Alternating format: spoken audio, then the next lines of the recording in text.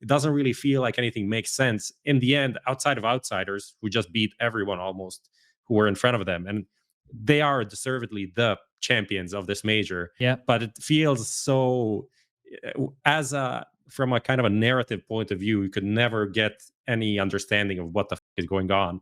Even for me, who should be like an expert at this, I can't imagine how it was for like just casual viewers at home. It's like, what is going on here? Like, add some fun to your space with Xtrfy, designed in Sweden with focus on quality products built on experience. You're looking at Project 4, their 4th generation of products with super cool colorways to stand out, with matching sets to satisfy with a solid B4 bungee, lightweight ergonomic M4 mouse, the K4 keyboard is fantastic, all of which are performance focused, and finish it off with colorful GP4 mouse mats that are bold in design and smooth on the surface. The retro theme in particular has got the feels. Complete your setup with Xtrfy. No regrets guaranteed.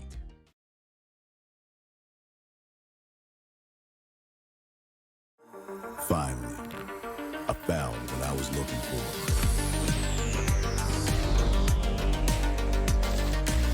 Now that my search is over, it's gonna be a tough choice. But fortunately, no need to choose. When you can just have them all.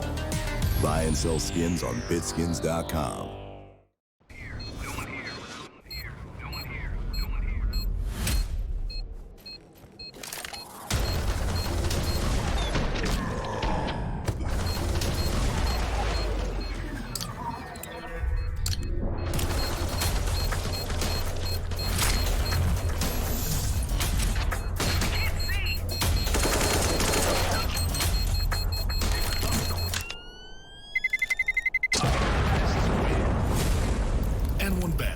Your bet, your game.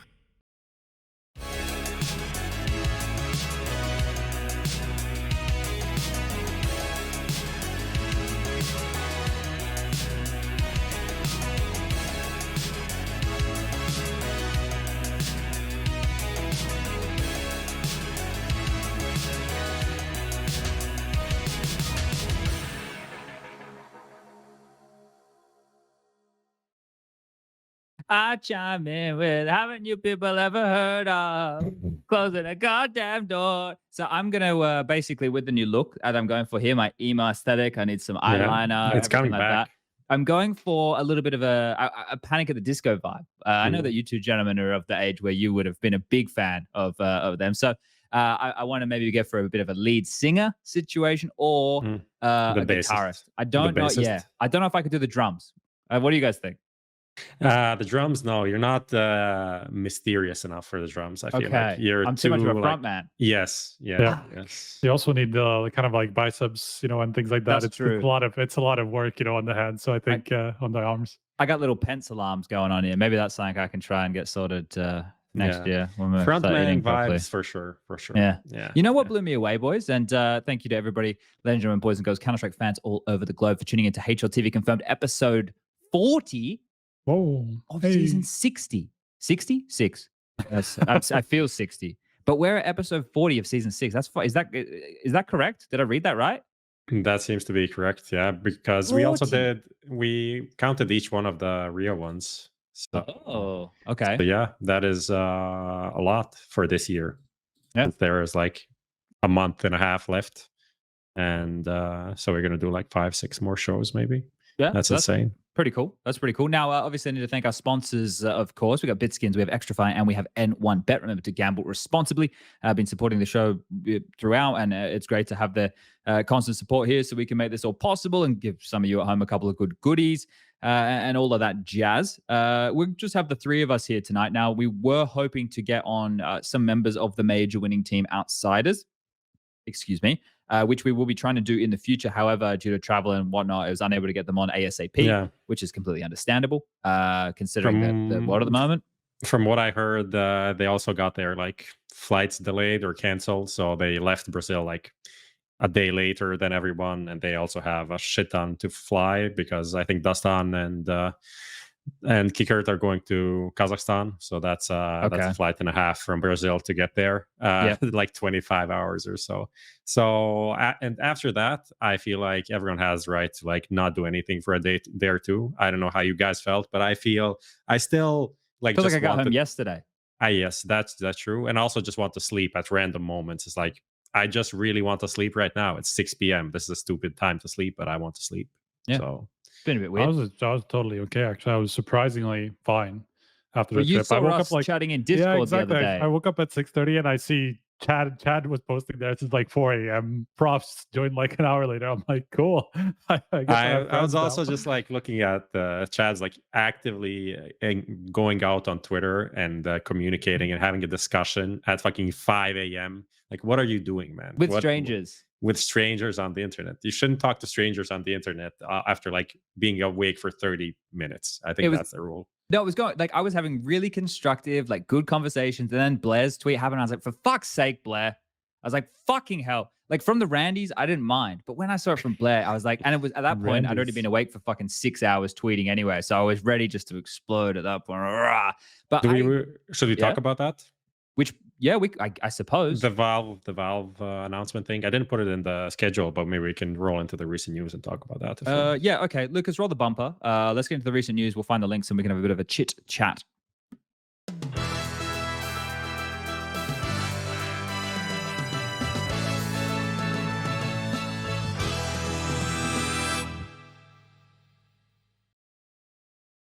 All right, Lucas, I have just whacked you a little link that you can bring up for everybody at home. I'll put it in the chat so you guys can play along as well. If you want to read the little announcement. Now, Valve post the event, they traditionally, you know, as we saw in the last one, we had this like champion sticker capsule, right, that ended up coming through. We know that they're still playing with all those bits and bobs, but this was basically the congratulations to Outsiders on winning the major. To celebrate our new champions, today we released the champions autograph capsule featuring the autographs from Flip, Fame, Chain, Norbert, and Kickit in paper, glitter, hollow, and gold. Now, we understand that, but the curious part of this announcement was less about the celebration for Outsiders, but the bit that was titled, and this is the problem with their tweet, is this is how it was left, right? So the tweet reads, today we are celebrating the Forbidden Outsiders, and starting in the 2023 Paris Major, we're going to change the way we invite teams to the RMRs, which a lot of people immediately can't read and take that all out of context, right? But in the article, it's very vague in itself, but it says a new path to the majors. Starting with the 2023 Paris Major, we're going to change the way that teams are invited to the RMRs. Previously, teams entered the RMRs by direct invitation or through a series of open qualifiers. For Paris, some teams who are directly invited will get to skip who aren't directly invited will get to skip the open qualifiers that consistently perform well in Valve and third-party events. Will be directly invited to a closed qualifier. There, they'll compete against teams that enter from an open qualifier. In the coming weeks, we'll reveal more detail about the new regional standing process. Okay, so that bit right there is the bit that sparked a lot of conversation, and we can probably dissect a lot of this here. Now, the sentiment seemed initially from a lot of people that they think this is something to help out the partner teams. Sorry, there was just a comment from Pumkini. Yeah, he says, "Thanks God, Astralis don't do well in any event." So that one just caught me off guard. But that's kind of rude. But that's the truth, okay. Right? Like at the moment, anyway, right? Like we're having a bit of a jest at their misfortune at the moment. But the sentiment that seemed to be expressed is that the right word to use? Misfortune. Well, I wanted to get into a conversation about that a little bit later today because I wanted to. I just wanted to call you out on that word specifically. Well, I think for me, the first thing that I noticed now, it says regional standings and not regional rankings. So they came up with a new term to differentiate, I guess, what they did before versus what they're going to do in the future. Okay. Because the region, it was purposely used like RMR, regional major rankings, right? And this is now regional major standings. Whatever the difference is, just to make, I guess, a different name so we can differentiate that something has changed. But I just noticed this now, and I guess it's cool. It's going to help people, know that something is new. It's not just the major kind of RMRs that's going to happen. There's going to be more to it, right? That's a very good point because Valve are always extremely deliberate with the language they use, right, Striker?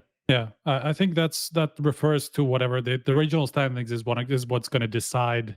I assume those invites, those invites to the close qualifier, where that lead into the RMR, right? It's not going to replace the RMR. It's just going to be like a system that they use behind this, like whatever in the backbone, that will decide some sort of a ranking. I assume, like about teams that they will want to invite directly for each of the three regions. And I saw the speculation that I'm talking about, and the one that I had a lot of conversation about on Twitter, was a lot of people immediately saying, well, this is going to help partner teams. Now, I think in the basis of the fact that the partner teams already get to start in these events is where a lot of people make that assumption, right? Like, Right. obviously for Pro League, we know that the liver agreement teams get to play within the Pro League. And then in terms of the other like Masters or whatever type of events, then it's in the ESL Pro Tour ranking system, or there's a couple of different things to go through there. And then with Blast, we know that those teams are all invited to the groups. Now, when I read that, and with knowing the dealings that I've had with Valve and the way that Valve have approached this community consistently over the last decade, they are the biggest proponent, at least from my understanding, of the open circuit, right? They have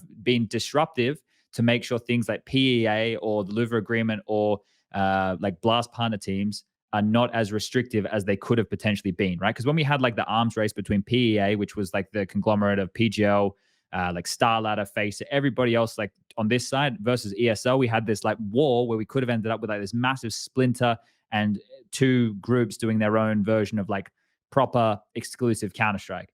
And Valve didn't let that happen, right? Valve were the ones who kind of, initiated a couple of things, as far as I understand, to make sure that those mega exclusive things didn't come to fruition. But we still have kind of partnered leagues, right? Or like semi-exclusive leagues.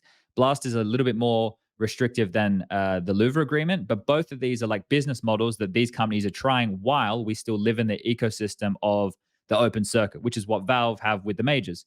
So if we were to clarify, just to clarify a point on that, right? Just so people understand what you mean by saying that Valve did certain things to prevent these deals from becoming too exclusive.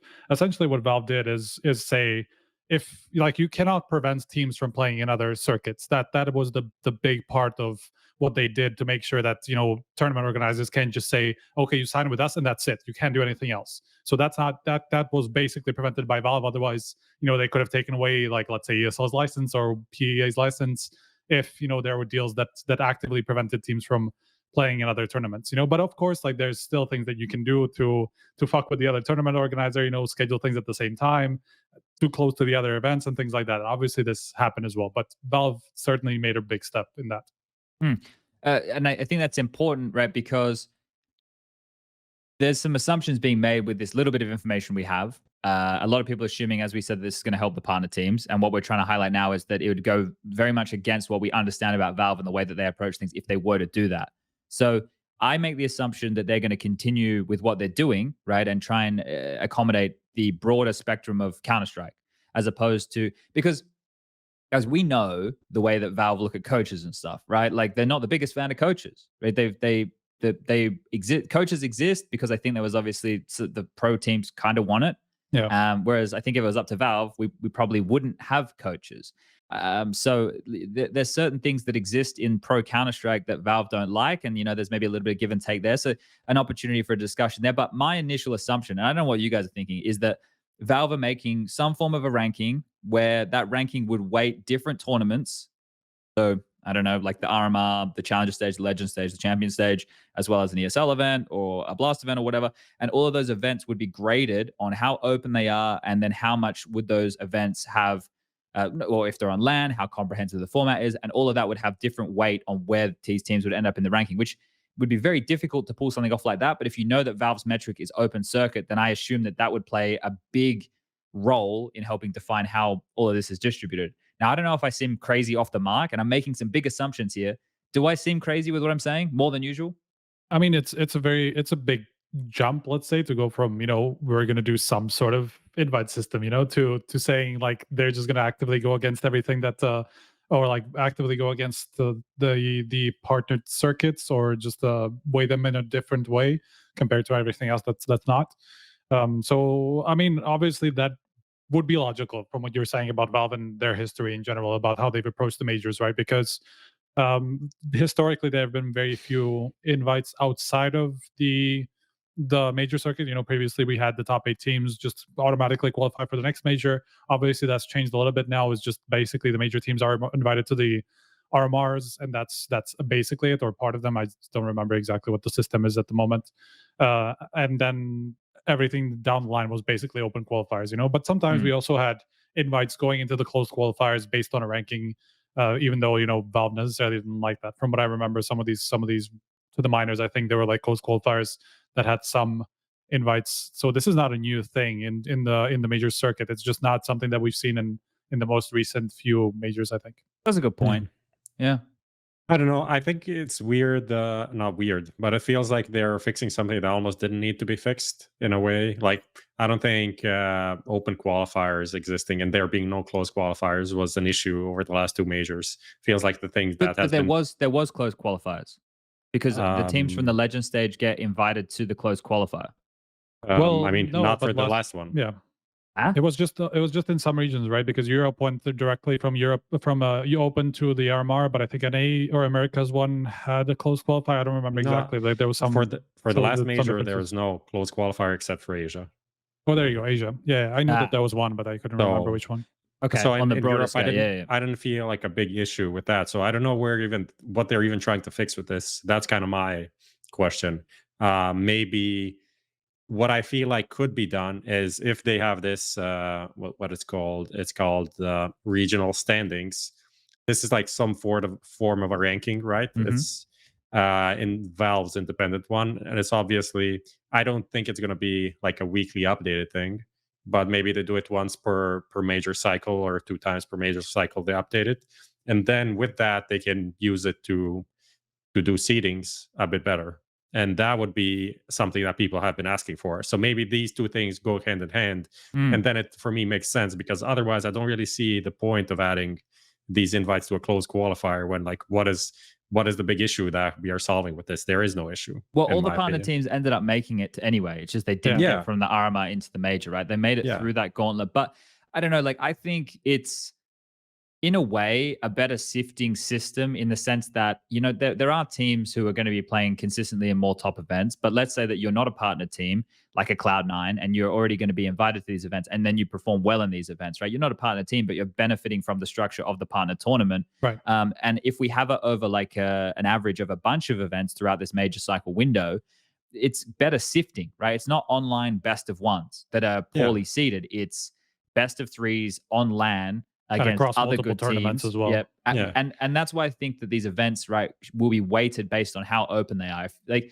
I don't know. Like, I'm fucking stabbing in the dark here. Really depends on, like, people are expecting now, just because there's a close qualifier, that, like, I don't know, if there's 16 teams at this close qualifier, that 8 are going to be invited, which doesn't have to be the case. Like, it might be just 4 teams that they invite, and rest to be qualifier based, which could be fine.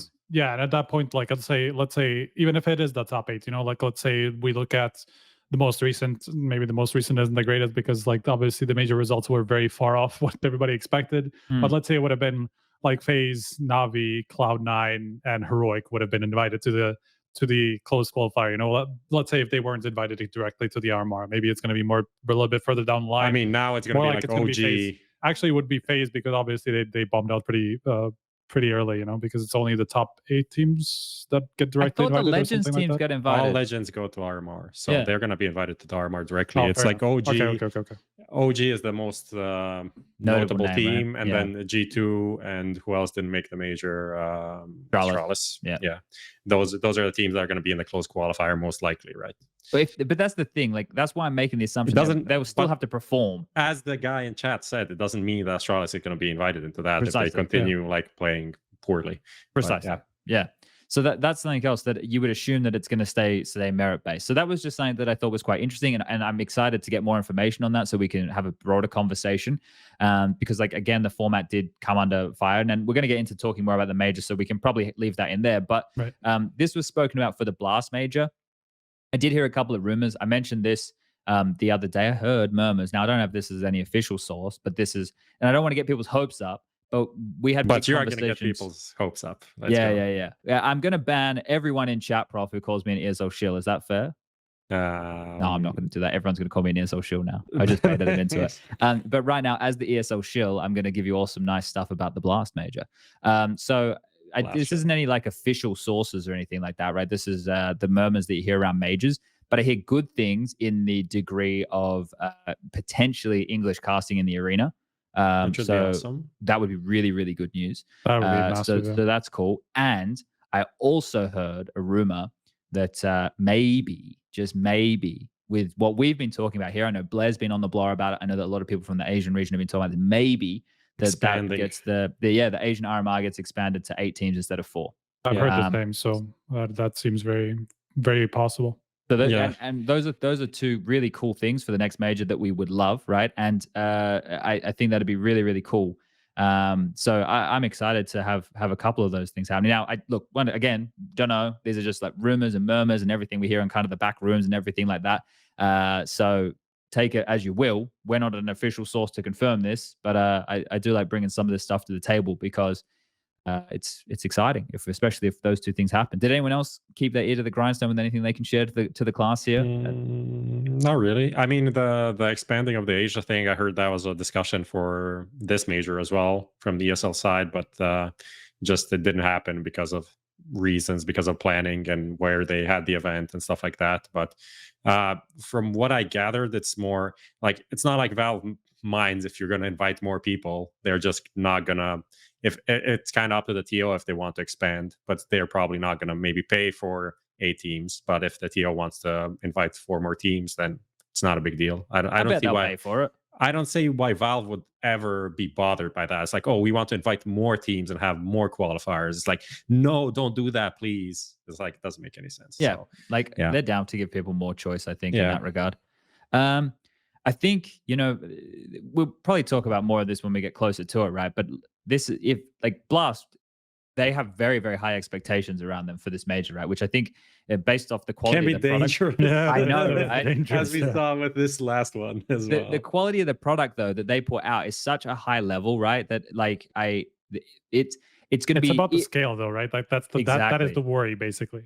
But if they nail it, that'll be fucking impressive as shit. That's why, like, I hope that the community gives them like a little bit of breathing room with this, because well, seriously, it's not gonna happen. Well, I hope they do, because like they're gonna add 4 extra teams, right? Like if they're the first event that's gonna have 4 extra teams as far as the Asian RMR goes, that's gonna mean that ESL just did 52. That's gonna mean 56 teams across the regions. And the most amount of teams in an event they would run is like 12, right? It's actually no. Actually, it's going to be more, because no, 12 in the past, right? No, he means the 56 number.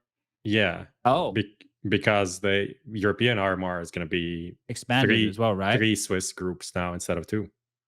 Most likely, we didn't get confirmation on this, but Europe now has from the rule book. I think it kind of implies. Yeah, it's 17 European teams instead of 16, which means you need to split it across 3 equally sized groups. So now you have, instead of what is it before, it's like 16 to 16, 32 teams. That's gonna be 48 teams just from Europe. What? Yeah, we'll see if that's actually the case. Maybe they'll adjust the format for that, because that is a lot to do. But how do you do it differently? Dude. Tell me how you do it differently and make it fair. I don't know how you make it fair, but that seems crazy. Yeah, the problem is also that for now all of a sudden you're going to have 17 spots across 3 RMRs, which is just going to get us into even more fuckery with what we already had until now, because of the split of the Legends spots and then the rest. Because obviously that was already a big point of criticism of the format that is used at the moment, because obviously some of the seeding decisions that were made that decided partly who was going to be Legends or who was going to play for a Legends spot and who had like a match advantage and things like that. So it's just going to introduce a lot of fuckery if that's the case, because it's just going to be like, what are they going to do? 6 spots and 5 spots across those 16 team groups? I mean, that doesn't really make a lot of sense, right? The decided games are going to be even, but like much worse than that now. That's fucking crazy. That's what I'm saying. Like, I'm not sure. Yeah, I'm not sure if that's going to be the case, just because of how awkward a number it is. Jesus. Yeah. Well, okay. So regardless, like if that does happen, this even intensifies my point a little bit more here. I know that everybody came down hard on ESL about not being able to run the America's RMR in America. Like the thing is, this isn't a dig at Blast, right? just people are going to take this out of context. I just want to make sure that I preface this every single time before I get into it. I cover my bases here. I just said that Blast have a very high standard that they've set because they have the best production in the whole thing, right? Okay, there we go. Now that I've said that, now I can keep talking again. And if you want to keep that high standard, you should hire Chad Burchill, one of the best casters. Anyway, my point here is that this scale that they have to navigate compared to ESL, who's a much larger company with offices all over the world. ESL have offices in North America, in Asia, in Australia, in Brazil, right, in Europe. They're everywhere. I have to say, just like one of the thoughts that I had being at the major. I don't know if you know this number. Maybe I should reach out to ESL and ask. But I feel like they had like 1,000 people working on the major. Like that's how it was insane how many people they had at the fucking event. Like it's like hotels filled with people, then local people, talent, freelancers, so many fucking people at the major. It was insane. Like comparing it to, of course, I don't know. I'm not part of PGL or ESL or any of these companies, but you get a vibe of how many people are at the event. And for Blast to scale up from their events, which have been never longer than a week, never more than 8 teams, to go to a 16-team major and the RMRs and all of these things, it's going to be an insane jump up. And as well, I mean, they obviously did different stadiums, but their like main show is Copenhagen, where they came like 3 or 4 times now. So they know all of the ins and outs versus, just going through a new country and a new stadium and all of the things that come with that. It's going to be pretty crazy. Yeah, I don't have the official figure, but I would imagine with like freelancers and everything and full-time employees. And then let's say like if I get covered by that extension as being a freelancer, right? Like I guess we're looking at probably 1,000 people. It's into the high hundreds, probably. Yeah. I don't know how many the company has as a whole. I don't imagine that they all would have been on site, but I imagine that now that they've merged with FaZe and DreamHack, the company must be massive. But the point here that I was making is that to expect Blast to be able to scale like that, if they pull this off, right, without too many hitches, that's so impressive. Like I they have I fucking love Nicholas over there, right? Like Frederick over there. That's the thing, right? There's so much pressure on this for a company that hasn't done this before. So I really hope the community gives a little bit of leg room here. Like if Blast cannot run the America's RMR anywhere in America, the community can't come after them the same way they did ESL. I mean, the thing is also that's not fair. Yeah, but the thing is also that like I don't know why that was the expectations in the first place. It's like, let's help North America and have some events there. Like, of course, but at the same time, the event is held in Europe, and I know Paris is not, or like France is not a big problem to get into for all of these for let's say specifically America or Brazil, which is obviously where we were assuming most of the teams will come from, or to the RMR. So it's not like visas are necessarily a problem in this case, or Denmark for that matter. But it's still going to be like the event's still going to be in Europe, and it's going to take place within like 3 weeks from one another, as we saw, with the previous majors. I think the dates are actually public now too. So obviously, it's and especially from Blast's point of view, they can't run like the ESL style thing where they ran all 3 RMRs at the same time on 3 different locations. Like that's just impossible. If they can. Bloody hell. I just don't see that happening whatsoever. Like I don't see a way where Blast have enough people, have enough of venues and things like that. It's already going to be difficult enough for them to run it in one place, in a place that they know, let's say the studios in Copenhagen, or things that they've used in the past. So that's why I think it's just all going to be all in one location, and that's going to be it. And as you say, like I do agree, people shouldn't criticize them for that, because like logistically, it will just make things a lot easier on not just the tournament organizer, but also the teams. Maybe they're going to stay in Europe after they qualify and not have to go back and forth, and just practice more in Europe, where all the best teams will be. And so there's going to be a month-long thing, including the major and the RMR, where everybody's going to be in one place, or at least like in one region. So I think it's even a good thing for the major itself for us not to have all these teams splintered across 3 regions, so that everybody can prepare kind of like on the same level. Yeah, no, I agree. And before we quickly move on, I just want to let everyone who makes comments like Chad, ESL apologist, Birchall, and ESL Shill and everything, you've won. You've beaten a 33-year-old man into submission. So after we're done on tonight's episode, I'll be taking an extended break. Only planned for 2 weeks, but we'll see how much mental damage you've actually all done to me. Quite seriously, of how long I will actually take away from doing any on-camera shows. But that's not a joke. So you can all laugh about it. You did a great job of destroying me mentally. So thank you very much. Okay, let's continue to move through the show, and we'll see if I can keep my depression alive. So, gentlemen, when we talk about the major and stuff, I'm just going to go full host mode. I'm just going to direct questions to you guys. I'm not even going to bother giving my opinion, because at this point, it doesn't matter. Like, nothing I can say, no matter what information I offer, it really doesn't matter anymore. So let's get into the N1 moment and hope that this is nice and can cheer some people up.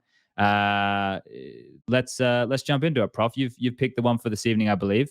Yes, I don't have a preview, so I don't know what's going on. But I picked the Kenny's clip, the overpass, underpass clip that a bunch of us probably saw.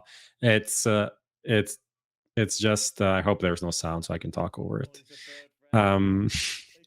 It's just a reminder of Kenny S. Just the classic Kenny S moment: jumping, no scoping, quick flicks.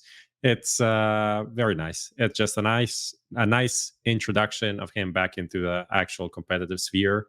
Obviously, how good is he going to be? Who knows? But if we wanted to see anything from Kenny S in his first game, then this is it, essentially. Yeah, it was fun. Like, look, I've only seen the clips and stuff, and I'm glad that there's a bit of hype around it again. Look, for those of us who have been around for an extended period of time, for me, it's not as like romanticized as you guys have it with Kenny, because when Kenny was owning people, he was owning me, and like that's just a miserable feeling. I don't have the feeling of, fuck yeah, Kenny's like, obviously Kenny's sick, right? The thing is, Kenny's 27 now, and it feels like he should be older for how long we've seen him, right? He's the same age as Device. If people are getting hyped about the Device comeback, then you could get hyped about the Kenny comeback, right? Obviously, Device in terms of all the MVPs and being part of the greatest team of all time. But in terms of Kenny and what he was able to deliver when he was popping off with the AWP, it was great. But then, I also have some reservations because, JW was fucking sick back in the day as well. But playing in modern Counter-Strike today, it's a completely different kettle of fish in that regard. So excited to get him back on the server, especially as a personality, especially considering the next major is going to be in Paris. That's fucking great. If Falcons or any of these names, we were already painting this runway a little bit earlier on. So it is fun to see him back in terms of what our expectations should be and everything like that. I think let's be glad to see a legend back in the server, but let's wait and see what we can get out of it. Exactly. I think that's probably fair, but it's nice to see he even said it himself, that he's not at a tier 1 level at the moment, that he knows that he needs to work his way back, so it's not even something that he expects from himself immediately. Yeah. Well, but like, so I think one of the things is, and I don't know how Kenny's really used his time. I know he's done some streaming, he even played a bit of Valorant. He was doing content for G2. One of the things that I noticed when I stopped playing, and obviously I haven't been able to reapply this in the server in a competitive fashion, but at least mentally for me, and even when I get to play some like higher level quote unquote pugs, right, where I'm playing with people who are not complete like morons. The game. Why are you calling Kerry? No. I'm not talking about them. I'm talking. I don't mean that at all. Like, I can play lobbies at my level on FaZe, and I can still be playing with idiots, right? Like, I'm talking about like when I get the pleasure to queue with, like, I only get to play a couple games. 3,400 or something like that. Damn, that's pretty good. That's pretty good. Yeah, it's probably a little bit lower than that. I don't know. I haven't checked it in a while. I haven't played it in a while. That's the problem. But like when I got the chance to play with like a Forest, or like we play with Maniac in the morning, like we're not playing, God tier Counter-Strike, but we're playing team Counter-Strike, right? And anyway, the point I'm getting to here is when I started watching a lot more CS, I watched more CS in that short window because of the job than I did when I was playing. Because when you're playing, you're a lot more focused on your team and your tool sets and what's available to you every day, But when you're watching a broad spectrum of Counter-Strike, you get a better understanding of like what's good, right? Like, oh, this works, or this works, or this is a good playstyle, or that's a good position.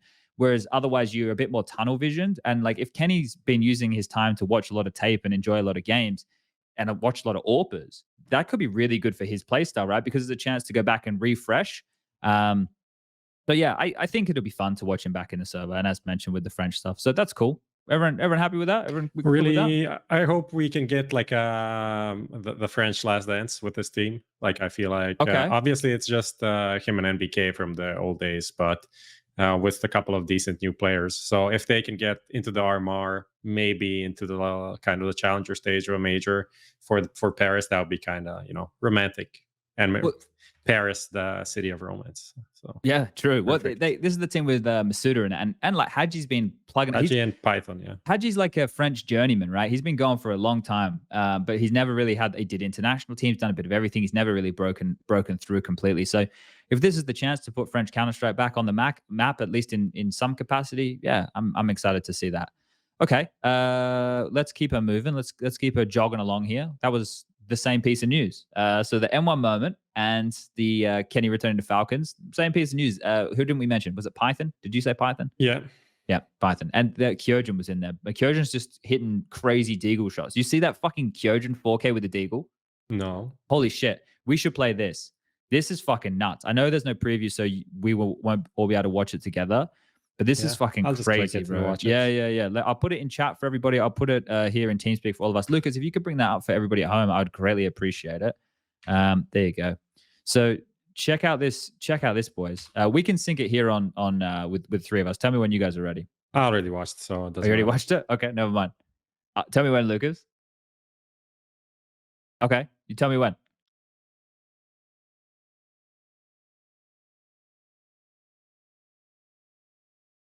Oh, I've got audio as well in the background here. This is such a fun. This is like bang. That's what Deagle clips are made of, boys. Like that's fucking sick. It's almost like unimpressive right? with how easy it looks. Like that's so stupid. Yeah, it's fucking ridiculous. But that's a really nice. Did you see by the guy who's no longer in Falcons? Did you see Slax's scout ace at Elisa Masters? No. It's like the reverse frag movie, man. It's amazing.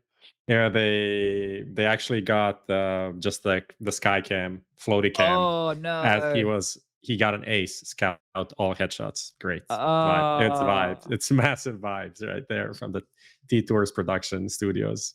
That's unlucky. Yeah. Okay. All right. Well, we're going to talk a bit about the Elisa Masters later. I've been watching a bit of that on the telly. I missed that one though. I've been keeping tracks of my fantasy team. But yeah, okay. Is there any other news that we may have cropped up since we had this ready and raring to go? I think we're about where we need to be. Not really. How about the report that Device is considering doing his job at some point in the future? Oh, I saw that the CSGO leaks thing that you guys linked before. Yeah, I do want to talk about that, like that situation and the broader situation a little bit later. I guess we can, when we finish and go into the Lisa stuff, then we can talk about Astralis. Yeah, well, this was a parody. This was a parody post, by the way, just for people who may not be aware of what CS League says. I'm disappointed. This is a parody. I'm disappointed that the N1 moment wasn't me and Jonas Gunderson sitting next to her in business class for 12 hours. Oh, yes, I had that in mind, but I forgot because it was a week ago. Yeah. Let's talk about that. Are we going to talk? Let's talk about that later. We'll save it for the NIP stuff. Yeah, because that'll be a good time to bring that up. Okay, yeah, let's jump into Skinionaire. So we're going to jump into Skinionaire, everybody. If you haven't joined us before and you're a little bit interested, this is brought to you by Bitskins. It's a game show. Who Wants to Be a Skinionaire has no affiliation with Who Wants to Be a Millionaire. And we have 5 questions, 5 tiers of skins, multiple choice. And if you in chat would like to enter the draw, type Bitskins in chat now. As you can see, everybody else is spamming. So if you get that in there, you just need to do it once. It's like a raffle ticket. You don't get multiple of them, however. And we'll be drawing a winner at the end of this. Now, who's doing the questions here, Prof? It's me, Striker? Striker is answering. I got some geeky, nerdy stats from the major. I don't have a link, by the way. All of it from the legend stage. So top 16 only. Here's the link, Striker, but I can read it out too, and I can press all the buttons if you'd like, or you can press your own buttons. Man, as somebody who actually worked the event, I know I'm going to be fucking terrible at this. All right, let's get into it anyway, and I'll help you out here. All right, who wants to be a Skinionaire? I expect them to be destroyed, so that is what it is. All right, who wants to be a Skinionaire? Question numero uno. Oh shit, I've lost the tab. All right, we're back. Which player ended the Rio Major with the highest rating? James, Caserato, or Shiro? I'm pretty sure it's Shiro. All right, would you like to lock it in? Yeah, I'll do it. In C, Shiro. Correct answer is Shiro. All right, 1 from 1. Nice and steady. It's a good way to kick things off right now. Now, was that the combination of the Challenger stage and the Legend stage? Just Legends. Was that just Legends and Champions, so top 16. Okay, all right. It's same for all of the stats. Oh, okay. Good. Well, it's going to be all the stats. Fuck me. That'll narrow it down a little bit. All right. Question number 2. Which Dane topped the KPR chart at the event with 0.92? Shush, Roy, or Zyphon?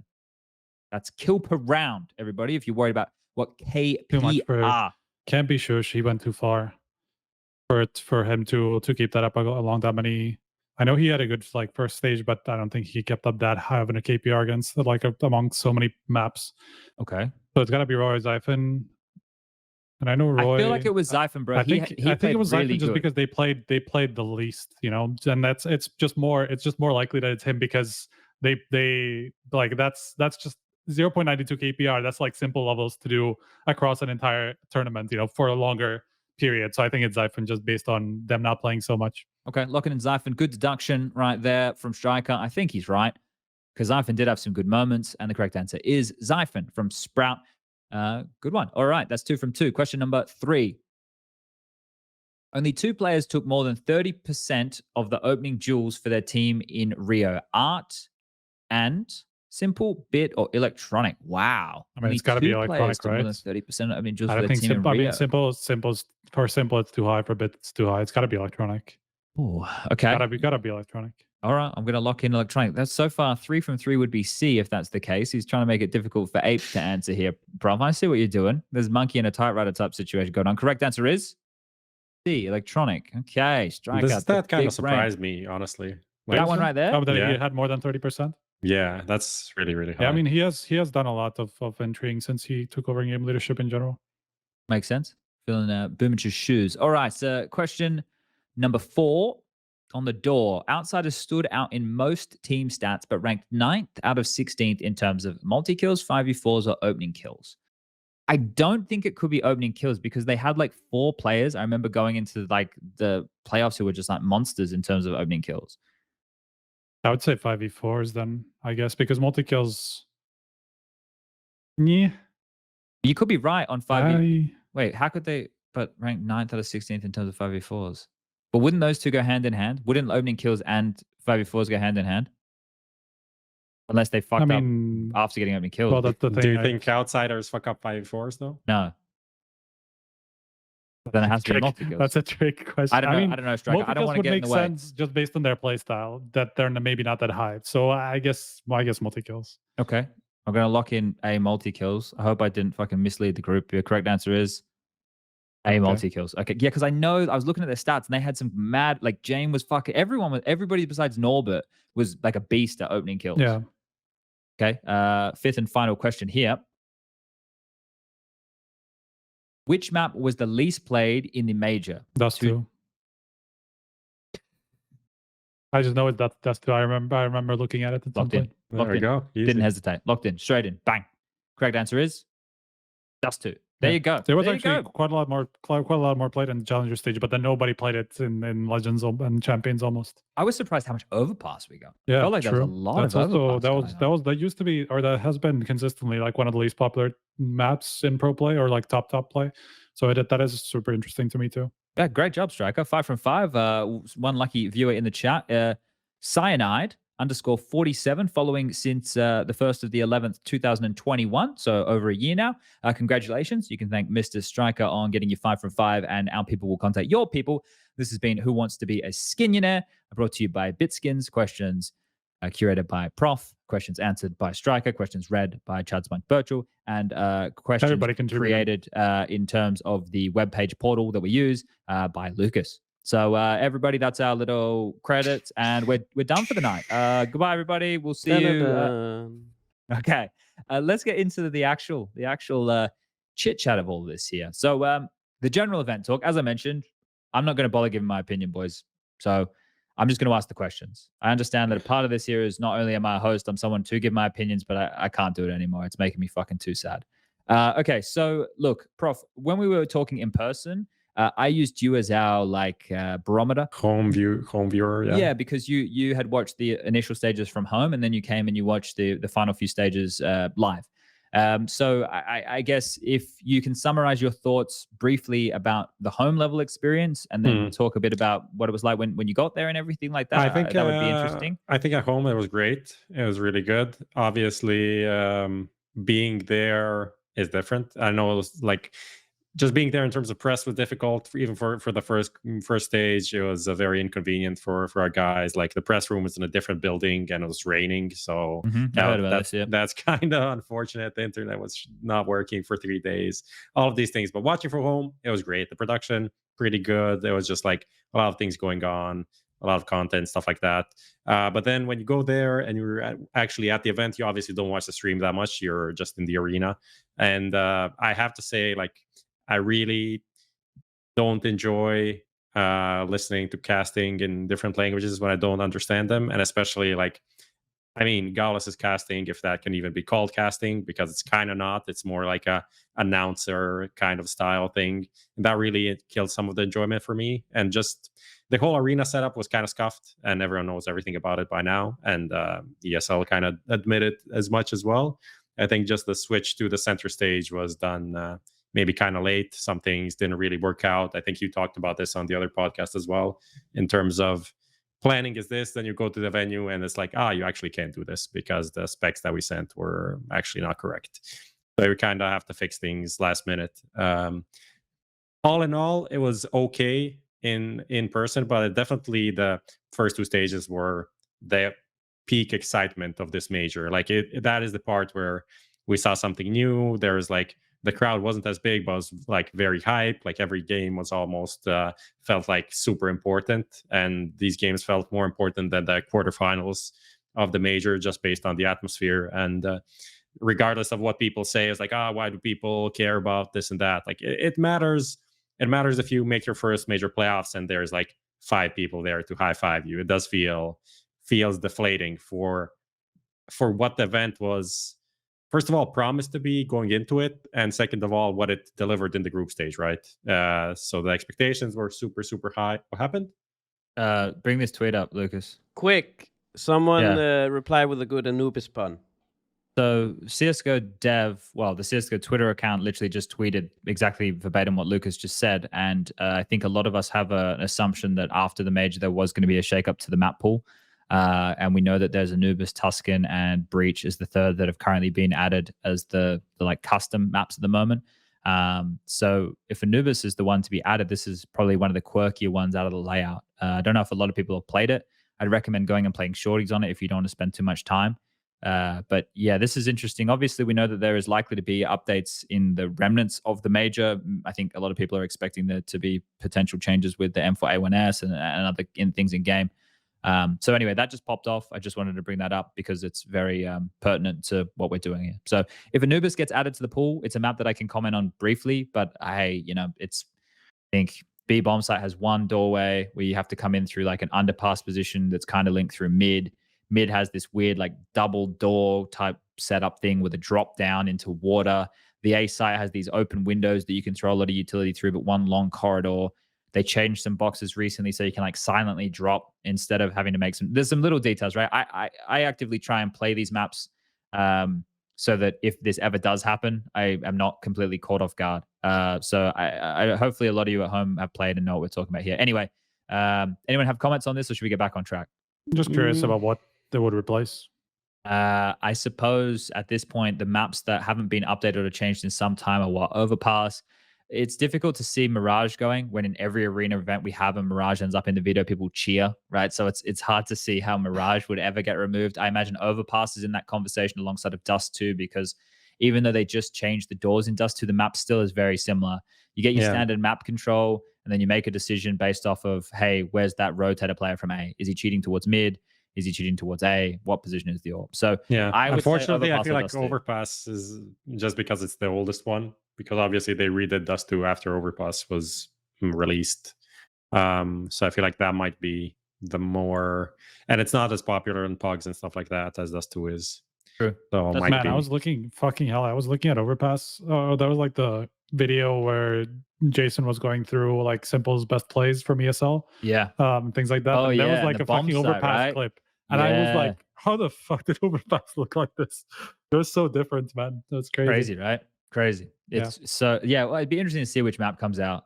So anyway, I guess we can keep our finger on the pulse of that. And it's about to be the weekend, so I highly doubt they update over this weekend. Usually Valve update early in the week, like a Monday or a Tuesday, right? So anyway, we can return to that if anything else changes. Maybe there's an update tonight and we all have something to do over the weekend, being DJs. Yeah, the quick part of this, I'm curious. Yeah, like if they would actually release it today, which is weird. Yeah, and they always do it like late your EU time, so that would be like a 3-4 hours from now.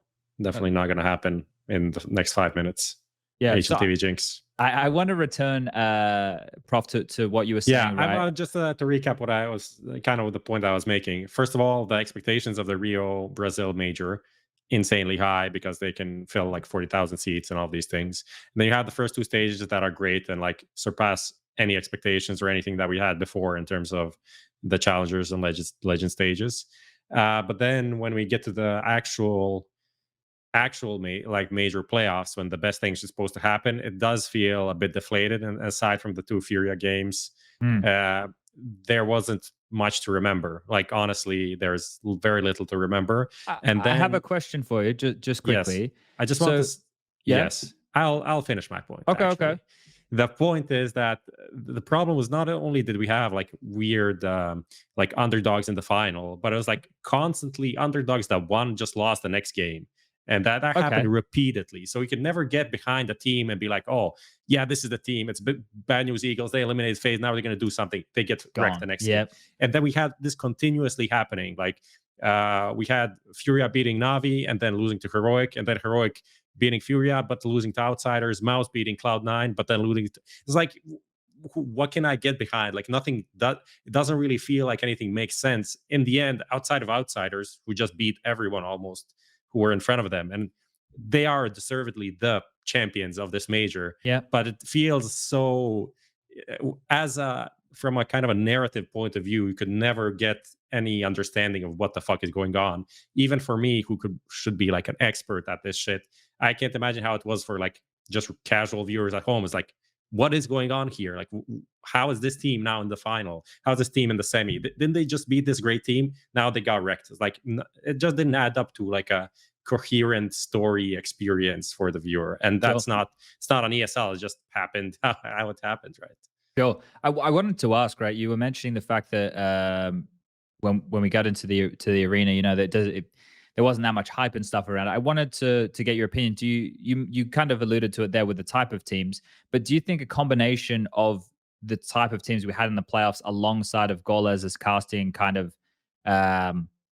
like hurt one another, right? Because if it was, let's just say FaZe versus Navi, yeah, I think that those two teams have massive fan bases anywhere in the world. Yeah. And the casting maybe would have been able to complement that because the people would have been a bit more excited in the first place. Because that comment that you made about Golez is a bit more like a hype man for the fans, right? Like, let's do this chant, let's make this meme. It's not like, and this is happening, and there's no like color to go, but if this happens, then this is going to happen, right? There's never that. Like, there's no ramping of excitement to a point of a crescendo in a round, right? That's not the way that he commentates. It's just kind of hype, right?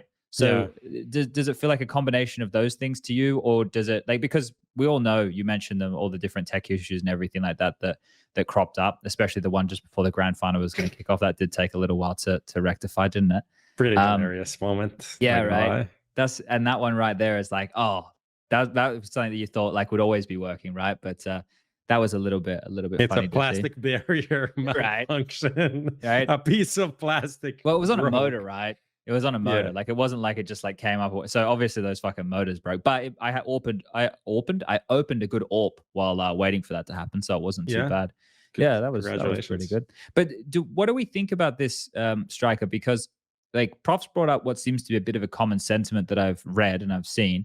The fact that none of the teams in the playoffs, other than say Navi and FURIA, maybe Cloud9, were teams that have too much of a fan base, or the Counter-Strike world is too excited about. What does this say about franchise Counter-Strike and open circuit Counter-Strike? Like, what this is the new Krakow 2017, right? That's what this is. Where this is the new crack, and some people could even make an argument that these teams have even less fan bases than what those two teams had back then. Yeah, probably. I was just considering like what other two teams would be worse in terms of like their fan bases, you know, because obviously both Heroic and Outsiders are very, I guess, controversial. I guess is the best word to use about them, because obviously, you know, a lot of people just don't like watching Outsiders play. Like, it goes back for a long time, you know, they're just boring, they just save all the time, blah blah blah.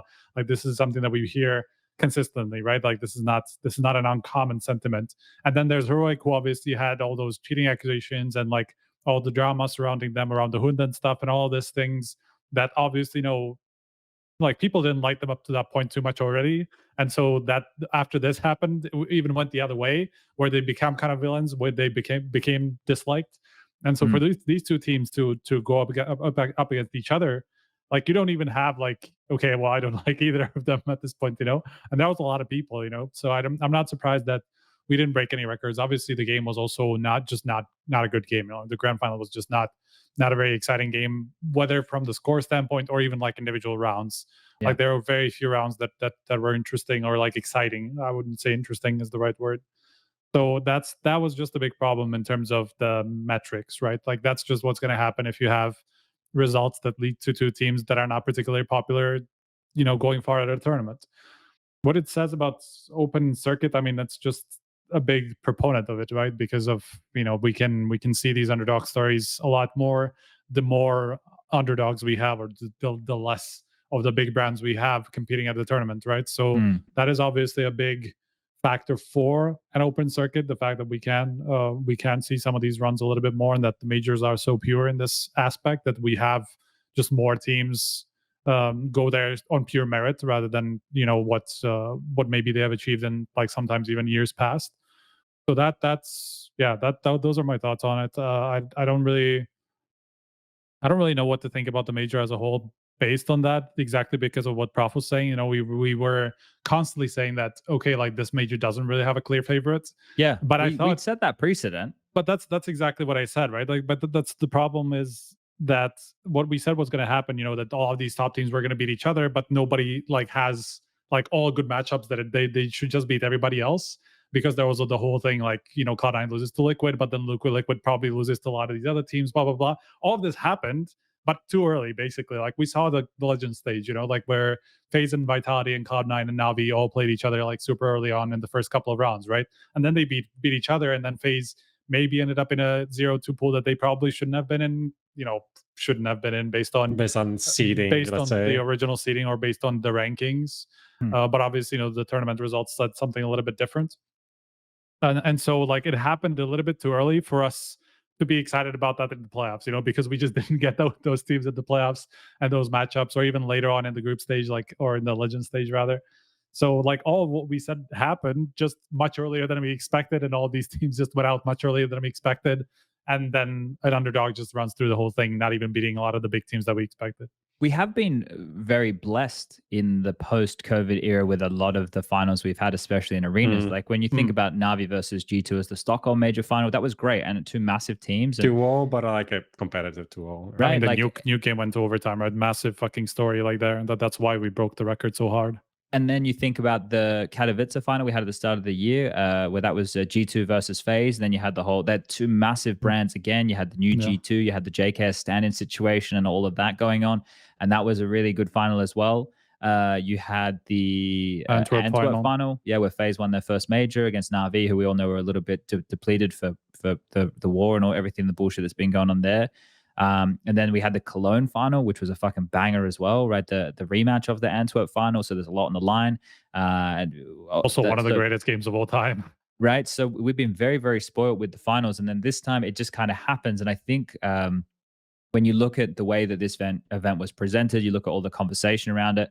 And then the one thing that we can't control, that we always know that we can't control, is the quality of the matches or the teams that get through.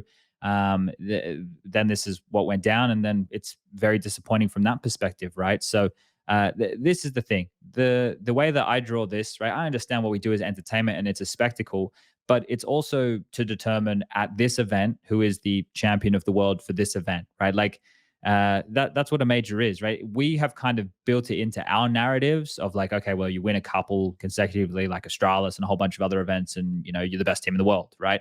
Whereas those dynasties, I think, is something that we became used to in a way, right? Like the periods of dominance and those expectations. Whereas that isn't how Counter-Strike has always been. It might not be how Counter-Strike will be in the future, especially with what Striker said about the fact we presented this as quite open, and Outsiders versus Heroic as a final. I'm not too sure how many people would have had that on their bingo cards. We can debate the format and seeding and everything until the cows come home, but I like what was said by you guys in the sense of, in the vacuum of this event, the team that won was the best team of the event. Like you cannot argue that fact, right? You go, well, they run. Who did they play? Who did this? They won the event. They beat all the teams ahead of them, right? And it's not their fault that this team was upset by that team or whatever. They won the event. And I think the thing is, anybody trying to detract from Outsiders' victory here is doing harm to people who put their life, their soul, their heart, everything. This is the love of their life. This is the top of the mountain, probably one of the days that they will tell their grandkids, the time I won the CSGO major with, my 4 mates and the fucking coach. And We worked really hard. We lived together since May, right? Isn't that what they've been saying? That we've been living together since May. I think the relationship with James and dastan has been like a 6-year-long relationship. I was talking to dastan about it. Like this for these guys, we as the bystanders look at it and they won an event, but this is like a culmination of all the decisions and all the practice and everything that they put the hard work into to achieve. So I think that, right, like people can critique and say whatever they want, and they will, but I just think that people should be mindful of the idea about trying to detract from the outsiders and their victory, because everybody involved in that team and making it happen. This is a big deal, and it should be a big deal to them. It definitely should be. So I'm sad more for them than anything about the dampener that there is around this, because a lot of this stuff, they were just there to play and win Counter-Strike. Yeah, it's not their fault that fucking get other top teams shit the bed and didn't, like 3 out of the top 5 didn't even make playoffs. And how is that a problem? Like they definitely played the best CS, and in a way, we said there's no favorites, but we expected one of the top 5-6 teams in the world to win the title. Like maybe if it was Heroic, then that would be kind of more expected based on things. But as we went through the tournament, when we saw the Heroic Outsiders grand final, I think most of us were leaning towards Outsiders just based on how they played until that point. So we kind of got in that moment they were the favorites in my eye. Like they played as that throughout the event. They were more consistent. They won, and that's the story. I think they also, like, people also underestimate just how dominant that run was once they got into the series. Like they basically never were in danger of losing any of those last 4 series. I think that they played twice against Mao's Heroic final, and then fnatic in the quarterfinals. Yeah, the Mouse game is the closest one. Yeah, but even that, like, they just stomped it in the last map anyway. They probably shouldn't have lost Overpass either. What, sorry? They probably shouldn't have lost that Overpass game either, right? Wasn't that close until it was like 16-14 against Mouse? Yeah. Oh yeah, they were leading. They were leading 14-11. They had a lead, yeah. They had a good position on the side. But regardless, it doesn't detract from the point. Yeah. Sorry. But that's exactly. That's what I'm saying. Like all the series were super dominant. Like nobody ever thought, okay, the Outsiders is in danger of losing this series. And once they got rolling, so that's something that people I think overlook as well. Because they just look at the names that they beat on the way. And obviously, if you look at Heroic, fnatic, Mouse, those are 3 teams that were, let's say, around the top 10, for most people's expectations at best, and fnatic probably much lower than that even. But it's what you guys said. Like it's just I think this is the question to move forward and be like, okay, what do we expect from Outsiders? Or was this? It's not a fluke. Well, the way they play CS, it's hard to call it a fluke, isn't it? Can they continue putting up these results, like not performances? I think they can play this way, but will they face opponents that are going to be playing better in the future, which are going to stop them from winning tournaments in the future? Like that's how I see the potential downfall. I don't see this team now suddenly being shit. I don't think like their individual players like overperformed a lot, which allowed this thing, right? I just think other teams, namely like the Navi, FaZe, them two particularly, were just not on point at this event, therefore allowing this team that is very, very stable to lift the trophy, right? High floor, right? That's outside floor, high floor team. So do we think they will win more tournaments in the next like 6 months? Look, my stance of how Counter-Strike was the same now, right? The conversation we were having before the major, my conversation hasn't changed. I still think there are a lot of very competitive teams. And I think that hopefully because this is the thing, the conversation, once we had PGL Krakow in 2017, well, in August of 2018 is when Astralis, of greatest team of all time, was born, right? DreamHack Masters Marseille, wasn't that the one? April 2018, by the way. Yeah, well, beginning first half of the year, whatever, right? Like this team started to whir into action at that point. So in the aftermath, probably, well, I guess that was in July, wasn't it? Krakow was in July. It definitely was in July, late July. Krakow was in July. So it was okay. So it was more than 6 months. It's almost, but let's say 9 months, right? It's maybe more. So actually, that's quite a decent amount of time here, and maybe that's fair enough considering Christmas time and everything like that. But my stance is still the same in that regard, Prof. To get back to your question, I do not think that Outsiders will be a dominant best team in the world. I don't think we will have a dominant best team in the world. I think that, right, some of these events are going to have more partner teams to have consistent chances at these. Who, like, for example, like we got the Blast 4 finals coming up where 6 out of the 8 teams there are partner teams, right? So we know that the bigger names are going to have more chances at winning these titles, whereas for outsiders and stuff, maybe they won't get as many opportunities to be even in that position. So that's an interesting way to think about it as well, I suppose, for people. Like the next time we may get to see outsiders would be Katowice, right? Yeah. We had this conversation with a bunch of teams. So they're playing World Finals in Katowice. Oh yeah, that's right, because they won the major. Yeah. That's right. Yeah. Okay. Oh, all right. Well, so yeah, there we get to see if they do, still have that towards the end of the year. Actually, that's a good point. But I don't think so. I think we're in a moment of Counter-Strike where different teams could win different events, right? Like just depending on who's having. Because one thing that people probably don't consider is for a team like FaZe, who went to the major and they got 0-3'd, they prepared a strat book to win the event. So we've only seen a very small amount of that strat book in the context of the legend stage. We're going to get to see more of what they've worked on. That work just doesn't disappear. So we'll get to see the fruits of that labor now in Copenhagen in a couple of days' time, right? So there's some curious factors in that.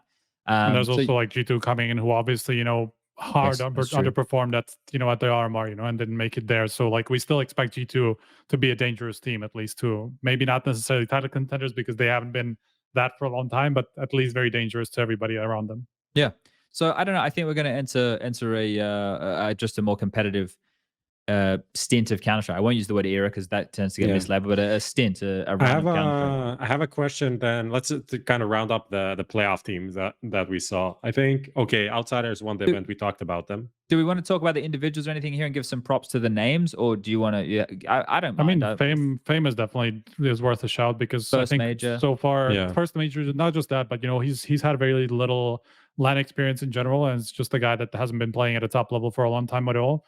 And for him to be this, not just have these peaks, but be this consistent throughout the major, from start to finish, literally. I think he had like two bad maps out of the 15 or whatever it is that they played exactly. So like that, he's been a big revelation this major for me. And just the way that he seems to be super calm. Like he's like the entire team doesn't seem to get rattled by anything. It's just pretty chill. Yeah, they are very robotic in that sense. I know a lot of people make fun of that and they just aren't very emotional, but it just seems to work for them. And that's something that was impressive to me for a guy that has barely ever played against some of the best teams in the world. It was very funny after the grand final. Just a small anecdote. When obviously they come to the mixed zone, there's interviews. James is taking his MVP, taking a picture, all of this that's going on. And there's something that I noticed like a week ago or something that obviously Outsiders had all of their like old profile pictures from like K23 and Virtus Pro jerseys. And it looked like a mess on the HLTV page. And I told our photographers, let's get some new photos of them. Usually it's the orgs that send over stuff, but they're in a stupid situation with Virtus Pro. So like they're obviously not going to send photos. Doesn't make sense. But that didn't happen because they already qualified for the playoffs. And then it was like grand final and they're playing still in their stupid broken old jerseys. And I'm like, we're just going to have an MVP photo of Fame winning the major in like K23 jersey, like a team that he left a year ago. But okay, that didn't happen. But we have James, whatever. And then after they come into the press room, I'm like, okay, let's take new profile photos of these guys. So I go to Fame. I'm like, hey, can we take a new, classic esports thing? And he's like, did I have to win a major to get my profile picture updated? I'm like, I guess so. I guess that's how it works now. So if anyone wants a profile picture update, they need to win a major. That's the rules. Well, it's an easy submission process, isn't it? You can find and you guys know where they are. You know where they are, yeah. So all right, that's all right. So no emails, no one you can message on the forums, guys. That's definitely going to be the case right there. Okay, yeah. I think like it's kind of incredible that these are actually like major winning profile pictures. Like you can even tell on the pictures that they're much like their expressions are just different compared to what they would be. If this was just like a normal media day. Everybody's just happier. Like, yeah, exactly. Just like except for James. I mean, he doesn't care. I think it's great. I think that's a nice little, moment that you guys have. No, James definitely cares. He's pulling the eyebrows. Look at him. He's not He's not sitting there just like normal face. He's giving a bit of attitude. He's like big dick energy, like vibes, basically. Precisely. That's the vibe I'm getting from those shots right there. Also, Fame is huge. Did you notice that? Tall, He's so tall. Yeah, man. It's unreal. Some lanky boys. Yeah. I don't know. Like this thing to me, like I hopefully we can get dastan at +1 on the show, right? That's the goal for the next. If you guys are able to make that happen. But I saw dastan walking down the hall before they played the final, and he gave me a fist bump. Like me and dastan, I wouldn't say we're not best of mates, but we definitely at events like have a bit of a chit chat and stuff, right? So I'd say more than acquaintances. And he's always a very forthcoming guy to have a talk to, and he's always really, really nice. And I think he's cool. I really like dastan. And he was walking down the hall, and he just had these different eyes that day. He just had these different eyes. There was a different, and dastan's usually a pretty quiet and intense kind of guy, and it was just a little bit different. I was like, that motherfucker's gonna win, isn't he? Like I could just see it. And then like the happiness, the interview he gave you after Striker, that I think there's a clip of it that was tweeted out by HLTV. That's the kind of stuff. Hold up, I need to just gather myself here before I get into this.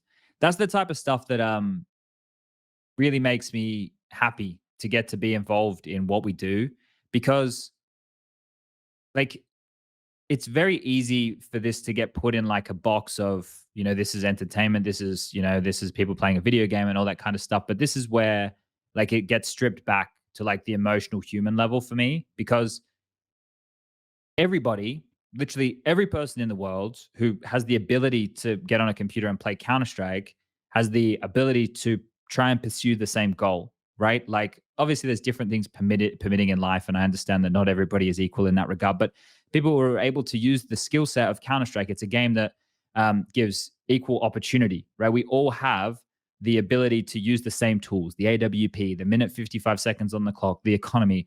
It's how we decide that we want to approach the game that makes us unique as players.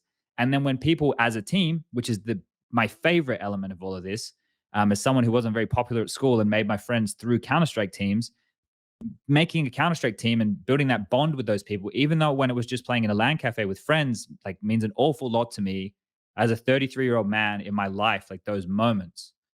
So then these guys go and achieve the top of that mountain, the hardest thing to do.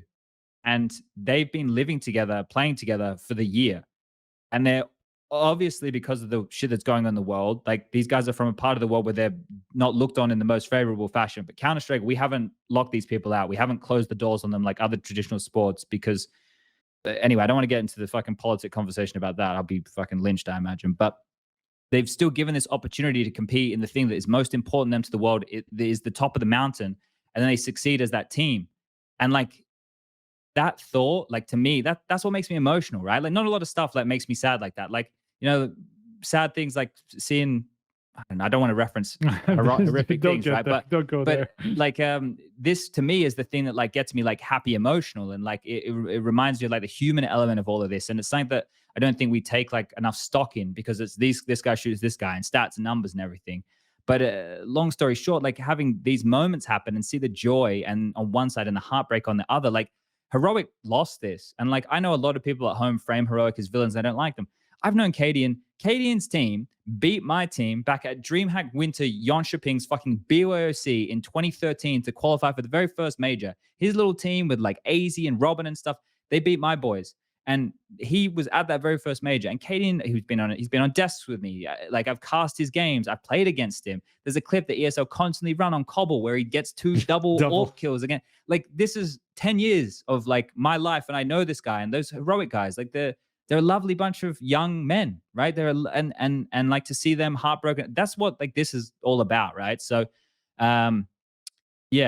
I don't know. Like it just reminded me of the emotional side of all of this, and reminded me why we like doing this. It was a wholesome moment. It was a wholesome, even though, as I said, like it did feel at some point that people just wanted this major to end so everyone can go home, because everyone's, just tired and kind of disappointed. And there's this stupid drama that's always around the majors. There's always some drama that needs to be going around to like kill everyone's mood. That moment, like the dastan interview, was kind of pretty wholesome. And it's like, you feel the impact of what we're doing. Like this was a moment that's going to go down the history books, and this picture of them lifting the trophy is is going to be remembered and looked back at and used so many times. So it's it's a nice thing. Yeah. I always have the same feeling. It literally doesn't matter to me who wins once I see them win, and once I see them, like once I'm about to interview them and whatever it is, once I see them together and things like that, I always can't help but feel happy for whoever it is that wins, because I can appreciate the weight of the moment for them, and I can see what it means to them, So it's just that I get the same sense every time where there's like a big tournament win. It doesn't have to be just the major, it could be like Katowice or Cologne or things like that. Yeah. It's that strive for greatness, right? It's a very relatable human thing. And to see the people who are elite at a craft, which is something that we all respect so highly, it's great. That's really nice. Okay. Yeah. So we can talk more about outsiders and two outsiders in the future. I think you guys will likely be doing those episodes without me, but I'm sure you guys can handle it. I'm sure you guys did the stuff with. I like the DJ Hamper stuff that you guys were telling me you did. I was talking to some people. Yeah. So yeah, I'm excited. I'll be tuning in. Don't worry about it. Maybe I'll be in Twitch chat and spam some bullshit like everybody else. Send some questions. Yeah, you wanted to talk about the other teams, and this is my question. So we have outsiders. We know Heroic is a pretty good team. Navi is a really good team. Now the rest of the teams in the playoffs: Furia, Mouse, Spirit, fnatic. I think these four teams, Furia, Mouse, Spirit, fnatic. Okay. Combined with outsiders, like who do we think is gonna continue this trajectory of being really good? I think Cloud9, they're in a weird spot. I don't want to talk about them right now. They're in the naughty corner after this event. All right. They're not to be talked about for a bit. But obviously not all of these teams can continue making playoffs consistently. That's true. Who do you think is gonna fall off? Who's gonna rise from this moment? I think Furia are the most overinflated, and I want to make sure that I give so much because credit you hate Brazil, okay? I want to make sure I give so much credit to Yuri and Quesarado because I think they're absolute beasts, and even Drop started to impress me in moments with how as a support player, he's also one of the emotional guys to get them fired up and had some good key rounds.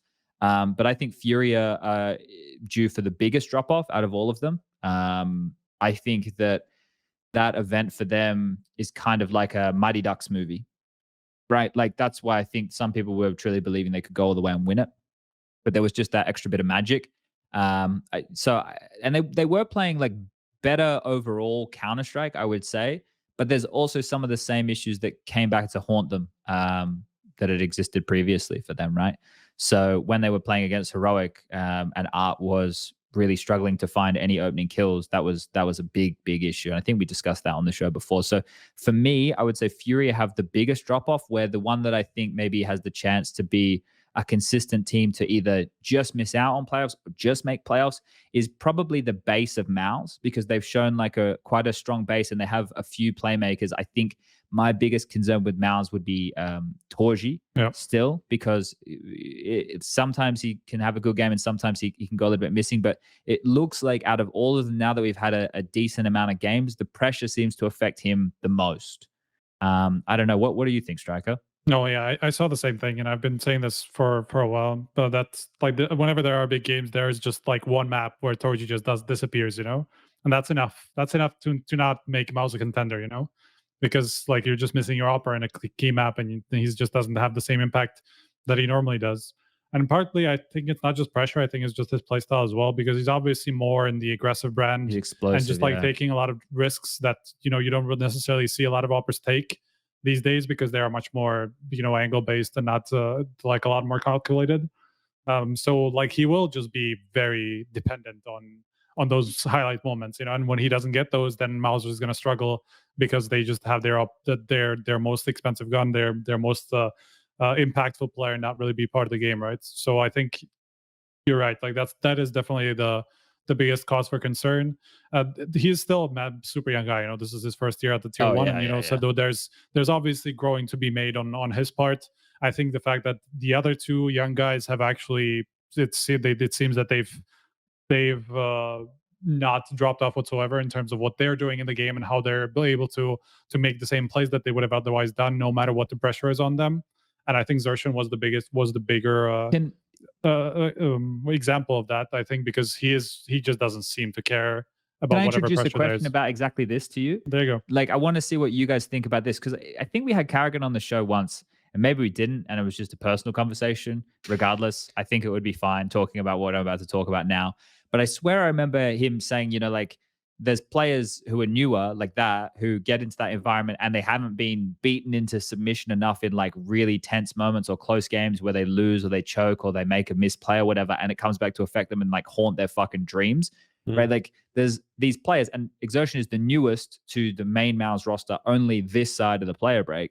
And they've had pretty good success, all things considered, I would say, and that might be an understatement. But do you think there is any chance that could be one of those factors, is that too green to really know how much it fucking hurts yet? Like, it's kind of what I take from that Carrigan sentiment. I mean, striker. Yeah, either of you. Like, I don't know. Like, I'm just I don't know, because does he? Because the question would be, okay, do we think that this kid has already shown enough that he's like mentally strong enough to make? Or all is of he these gonna plays? start choking later on? And obviously, we don't have a fucking crystal ball. Yeah. But like, just from like what you've seen, I'm just trying to get a bit of a litmus test here. I think there is something to it. Like, you're just fearless because you don't know what to fear, essentially. I can see that, but there is also just like a personal side to it that like some people aren't as bothered by things. And then of course they were also a team that had like a positive vibe in Brazil. Like they were always the favorites of the crowd. So I see what you're saying. there are some things, and they like this is also what happens. You can't really know what's going to happen when you go into a game, when teams go into a game, because what happened with Heroic in the grand final was part just them not showing up and them being like, oh shit, we might win a major. And then Okay. you know, from what Cadian was saying in the post-match interview that we had with him, it was like no one actually played for the people didn't play for the team. Everyone has hesitated. Everyone was just like, yeah, the first guy died, I'll just wait here, I don't want to die too. You know, these things happened, and there's no reason for this to happen in theory, because they played on stages, they played against outsiders, they know each other. It's not a unfamiliar thing in any way, but it's every game can be different in some way. Like, this is a grand final, maybe it's the first time when MOUZ, the next time when they're favorites in a playoff, it's going to be different. When it's a situation where Xtrfy is expected to be the star player, not just like this new rookie guy who can do whatever the fuck, you know, then when these expectations change, their results might change as well. I think Torji, when he came in and played Katowice the first time, He was owning. An aspect was like people didn't know him, but also the aspect was no one really cared if he did well or badly, right? So it's a complicated thing. And I think when you compare them, if you compare like Xtrfy and a JDC maybe to a degree, and say like, oh, they have been performing well and they haven't choked under the pressure, you're also just kind of putting unrealistic standards on Torji to a degree. Like, are all players just going to be awesome on stage the first time they play there in a major playoffs? Like, that's kind of an unrealistic standard. Just because his teammate might be, you know, a fucking prodigy in some way, it doesn't mean that this guy is trash because he choked once or something. Yeah. But yeah, there is definitely in general some concerns about Torji's performance, just like flat through the last 3 months. But I don't know. It doesn't mean that it's the end of the road. Just look at 2014, 15, and all of these players that have become some of the greatest of all time that like had awful performances at some points. It doesn't mean they're, you know, done.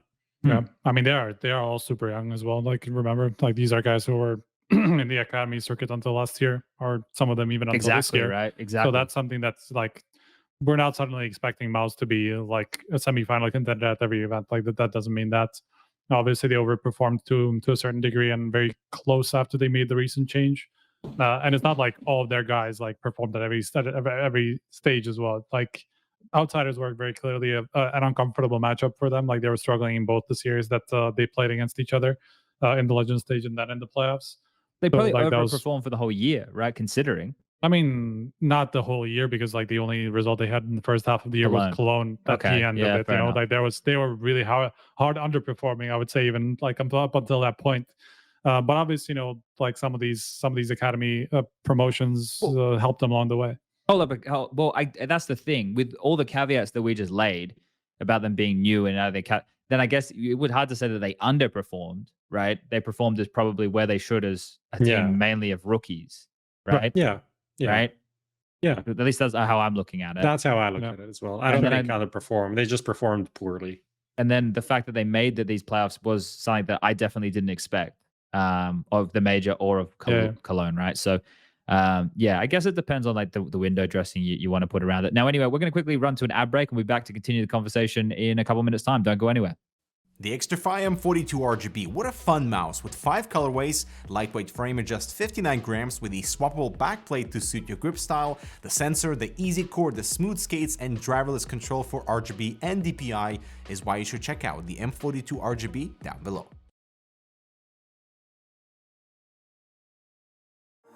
Finally, I found what I was looking for.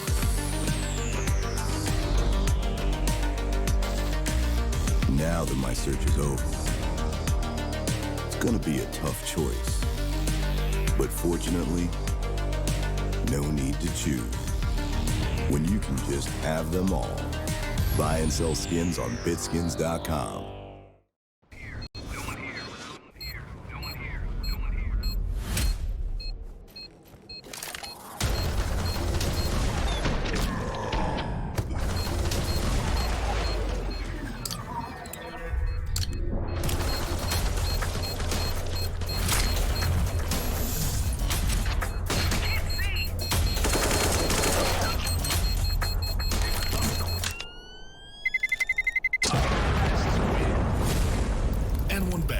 Your bet, your game. Okay, and we are back now. Prof, some of the other teams that you mentioned before, we had Spirit and Fnatic, right? Those are the other two names that you brought up. Now, Fnatic, we've seen go into this Alyssa Masters event, which if you guys haven't been keeping up on the telly, and this is I'm talking to the viewers at home, I'd recommend. It's been round robin that I didn't see anybody bitching and moaning about, which was fantastic.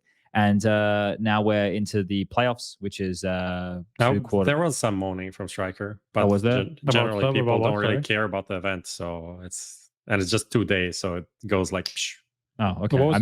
Sorry, I'm moaning about moaning about the round robin. Oh yeah, I don't remember moaning actually in this case. You did? I mean, oh yeah, sure. At the end, because it was kind of like there was a game classic at the round end. robin. The last game, that was the last game of the day. Literally useless. Made no difference. It was being played at 11 or something. I was gonna say like it wasn't even terrible that 500 had to play it until like past midnight because it even went to overtime and shit. And they played the first game of the playoffs. Literally after they qualified, they still had to play a game at the end of the day because the round robin things.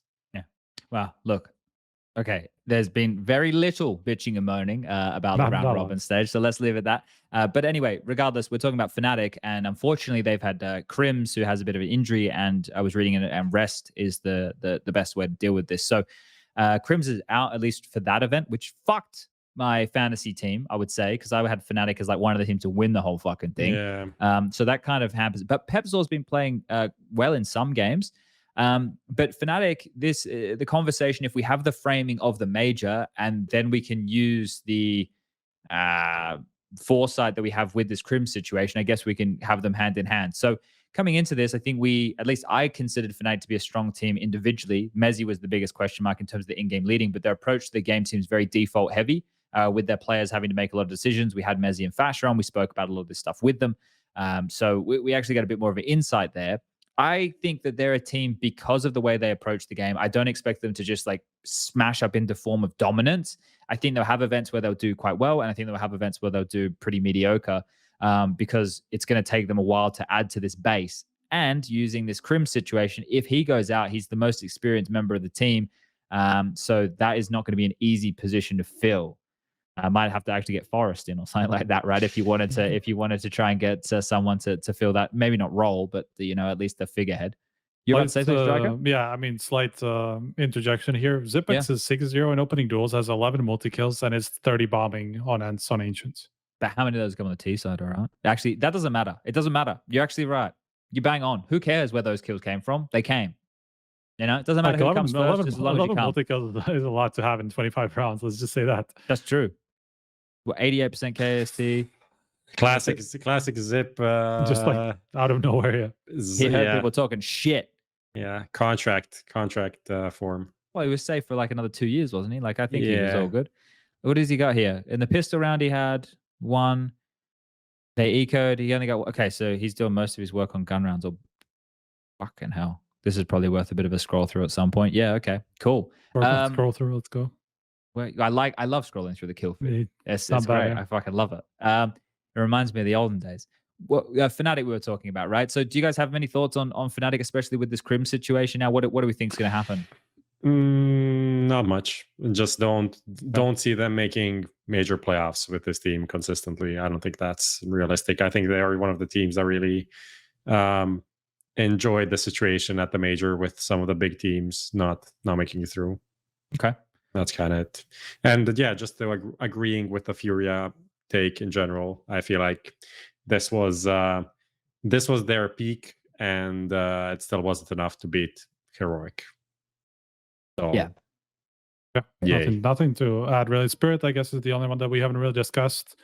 I think, I mean, it is kind of crazy to say that that Wonderful does actually look like an upgrade over degster, which I'm not sure that anybody actually saw coming this fast, at least. You know, like early on, we were like, okay, well, Spirit are a little bit screwed because of this, because he was a very key plaplayer. Why do you think he's an upgrade, curiously? Because he's just he beasted the entire major, man. Like he was just super consistent, and they've been very clearly more of a stable team, you know, where Patsy is the one who's the playmaker, and he doesn't have to worry too much about where dexter is and how much he has to play around him. It's like up to him to make all those plays, and he's become even more aggressive than he used to be. He has like something stupid like 35% of opening kills taken, and he actually wins more of them than he loses, which for a guy who is that aggressive, it's very impressive. It's kind of like Akindar vibes, like when he was at his peak. So Patsy is super impressive now. He already was even when degster was there, but he seems to be thriving in this new setup. And when you have a passive op, more like a passive supportive opper who just puts up those like Shiro numbers, you know, maybe he's not taking over every game in that aspect, because maybe he doesn't have that many opportunities as like an aggressive opper was or would have. He's still, you know, he was just there consistently as their best player in every game, basically. So Okay. that's just something that you're just not going to get out of a fucking 17-year-old every other day, you know. Like it's very impressive what he showed at the entire major.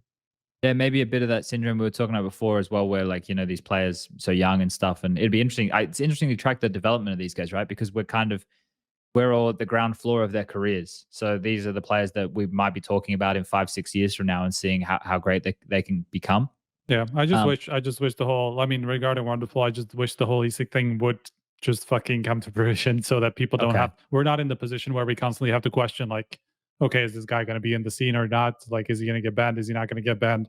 Is it serious? Did he actually do it? Like, we have no idea. They don't want to talk about it until there's an investigation, you know, which is like understandable. So like that's the only thing I wish around Spirit. Yeah, I think the team, the shine that's around them.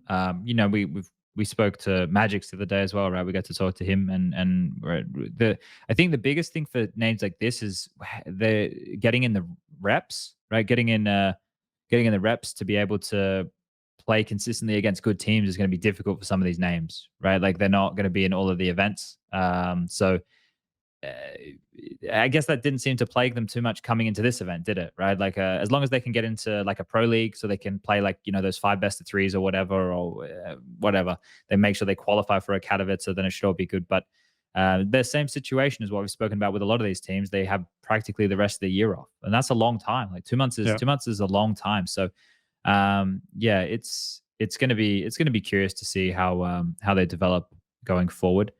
Yeah. All right. Sorry, I just need to start reading chat. Like the boys, they've fucking owned me. They've destroyed me. It's really sad. I wanted to talk about some coaching stats because I made some tweets during the major about some coaching stuff, and people wanted some more context. And I was giving you guys a few little highlight tidbits that I had, right? And some of them were quite interesting there, like the FaZe one. I have it here, for example. So as far as I understand, I haven't gone back and counted all this out, but Mihao and Steve, they provided me like a page, and I need to get a couple of things a little bit more boiled down and presented, and maybe we'll do something with it in the future. But like FaZe he has it under Rio full stat. So assume that's the RMR as well as the major itself. So FaZe has, over the course of those events, if this is all the data, had 40 possible timeouts to take. So divide that by 4 to tell you how many maps they played. they took only 16 of those potential 40. And it's been broken down. HLTV, I don't know if everybody watching understands, but you can go check the stats pages. And in the economy stuff, they've got broken down into different buckets of amount of money, which is like a full eco, a partial eco, a semi-buy, and a full buy, I think is So Mihao even extrapolated those cash amounts that HLTV used and then put all these timeouts. So like the timeout being taken before a full gun round. So with those stats I just mentioned for FaZe, before full buy rounds, let me just fucking draw a lovely line on this massive spreadsheet. They took 11 of them before full buy rounds, and they only won 4, and they lost 7. Whereas if you were to compare that to, say, outsiders, obviously we have a larger amount. They had 108 possible timeouts. They took 77, which is over 50%, which is not what FaZe managed. And then if you were to go to the gun rounds in the same way, in full buy rounds, they took 54 of those 77. They converted 37 and lost 16. Yeah, so they are winning like a good chunk, like 60-70% of the rounds after pauses. Yeah.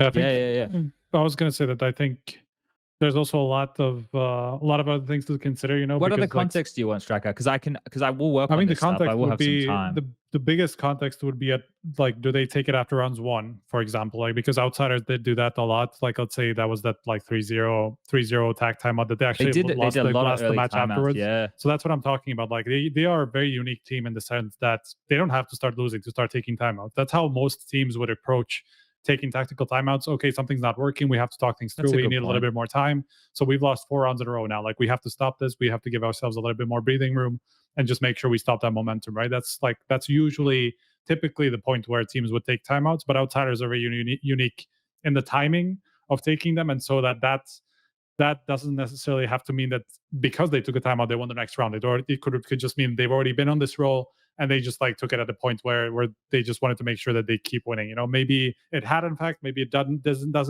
but it, like when they take it the timeout kind of makes a difference, you know? I understand. Does it though? Like, I mean, does it matter as much as it is like they take a timeout going into a full gun round for them and they convert, like, right? Because what about what the other team has? Did you look at that? No, but that's the thing. Like, that rabbit hole that you can go down becomes wild, right? Like, personally, the reason I'm looking for this stat is how effective they are at using their timeouts. Right. Like, how much do they use? Yeah, I think it's important to have the distinction between like a half buy or an eco round and when they took it, because we're expecting less of them to be won, right? Maybe they take it before a round and they go, okay, guys, listen, we don't actually have enough to buy. Let's chill, right? And like that's fine. Like, so for example, outsiders took 1 timeout before a full eco and they lost it. But maybe that was just to make sure that their cash was correct, right? Whereas like other teams, I had Cloud9 took 7 before full ecos and they lost 6, converted 1. So maybe that makes perfect sense, right? That like, they were not expected to win those rounds either way. Exactly. So those, like, you kind of like an eco round, like stat padding in people's numbers, we like push them to one side. Like, they matter, yeah, but not as much. So I think that I think the opponent economy obviously plays a lot into it, because like you have to know what let's say the but aren't we looking at the effectiveness of the coach or the in-game leader in this situation, right? As opposed to because what you're saying is, like, if the coach took the timeout before going into a round and said, yo, you guys are preparing right now for a round that will be against a gun round, but I expect a half buy or a low buy, and then you still win the round, I still accredit the coach or the in-game leader to effectively taking that timeout and setting the play right. But that depends on that. But we don't know all that context, what goes behind the scenes. We only know that they took the timeout, right? That's the only information we have. The problem with this is, and this actually kind of started by me tweeting about the HLTV profiles, coach profiles, like what people want to see. And I knew this was going to be the thing that people are going to talk about, is like effectiveness after timeouts. In theory, as you just get a pure number, as you Chad just spoke, it's not going to be super useful, because if you pause before a timeout, then the stat is kind of useless. But then you peel away from the stat, and then you narrow down the how do you say, the sample size, and you narrow it down more, then you narrow it down more, and at some point the sample size is so small it doesn't make any fucking sense. So we have to live with some sort of guesstimation of these things. Like what Striker is saying, you just get to a point where you have so few rounds that you can't compare it to anything else, right? Because then you can only do 5 teams that had so many actual rounds, and they use the timeouts enough in these specific rounds to compare things. So it becomes kind of useless. I think it could be a good stat, like eliminate some of the, and like going into a round with a low buy, because that is not expected And also of you to against win. super low buys. Yeah, maybe eliminate some of the factors, and then take a 6 Find month somewhere period in the middle. Yeah. Yes, take a 6 month period and then have the stat again. It's problematic because people take the stat and just determine, okay, if you have above 50%, you're a good coach. If you have below 50%, you're a bad coach, which is absolutely ridiculous and shouldn't be used like that. But people use it like that. It's a stat that could be interesting to add context. I think for me, the one that you cannot ignore and is like clearly an interesting stat is that FaZe take the least timeouts of all teams at the major. Is this still correct? Like that was correct at some point. Yeah, I'd have to go through and double check all of it, because I think this, as I mentioned, I think it's using the RMR data as well here. So I'd have to kind of. But they're very much at the bottom, and considering how at the RMR they also had super long games, and here they were super long close games. So there's even more opportunity than the 30 rounds to take these timeouts. They just obviously don't feel like they need them. It's interesting because if the coach can only talk during that period, then you obviously don't think the coach has a lot to add to your team. This is I think this is very, very much just factual at this point. So it does shine a certain light on Robin in this team for me. But it's just like how the teams function, right? Like it's the reason why I don't really. I mean, if they're winning, then you can say, yeah, great. But if they're losing to like pretty bad teams, then I feel like you have to have something to say to help the team win. Yeah, I agree in that aspect. I'm just saying that like this stat in particular is just very difficult to get any real value out of, even just for the reason of like it's not just the coach who takes the timeout. Like it could be the in-game leader who takes the time out at that point, and maybe he just needs a little bit more time to explain everything he needs, and then the coach will take a step back because he sees, okay, the in-game leader is the one who's taking it. He's taking the initiative. He just needs more time. I don't need to help him at that point. And how do we we can't decide that because we just don't have that information. Yeah. But if no one's taking the timeout, then of course, I mean that says something as well. It's obviously maybe it's just because that's how FaZe are set up. Maybe Kerrigan's like, well, if you don't see me struggle, just don't take a timeout. Like if I have ideas, don't take it, don't stop it. Yeah. Like let me work the team. That's kind of like how some teams function a little bit more, and some coaches just have more value outside of the games and preparation and things like that, and just like whatever other things. So that's why I'm like very skeptical about using this stat whatsoever, and that it would ever even come up on HLTV just because of how much more information we're missing that just all just kind of converges into that. It's the same with all of your stats. Like, but it's not. But it's not. It is. If you ask players about stats, right? Like you're gonna arc my back up a bit here, Striker. If you ask players about stats, like if you use it for coaches, right? Like if you want to, but it's the same as you do for players. Like this is the thing, because players right now will tell you Counter-Strike is a team game, right? If someone has dog tier stats like mine, they're obviously a sandbag and they're no good. But there's a lot of players who contribute in rounds of Counter-Strike that are not reflected in all statistics. Right, of course. Right? But this is something that reflects. But it's the same with the timeout for coaches, bro. Like, but if the coaches don't take the timeout, then you can't objectively say we should use. But it doesn't matter. That applies to the team. Right, like even if you don't make it the coach stat for the coach himself, if you put it on the team page, if you put it on the team, sure, like that's fine. I'm just talking about like how this reflects on coaches, because it's just not. They're not always sometimes very rarely they're the ones who are actually actively taking the timeout. It's just the team in general. So yes, sure, like use it for the team, and that could be quite valuable. Well, maybe that's a better use of it then. Yeah, exactly. I'm just saying about coaches specifically. But I think that it is definitely like. What Strike is saying about this whole situation, what Prof is saying with the whole situation about FaZe, like if they lose the next one and they take fuck all timeouts again, then there's definitely correlation, right? Like the thing is, these stats, you can go into every stat needs context. Like we know that a number is just a fucking number. It needs the context. It needs to be backed up.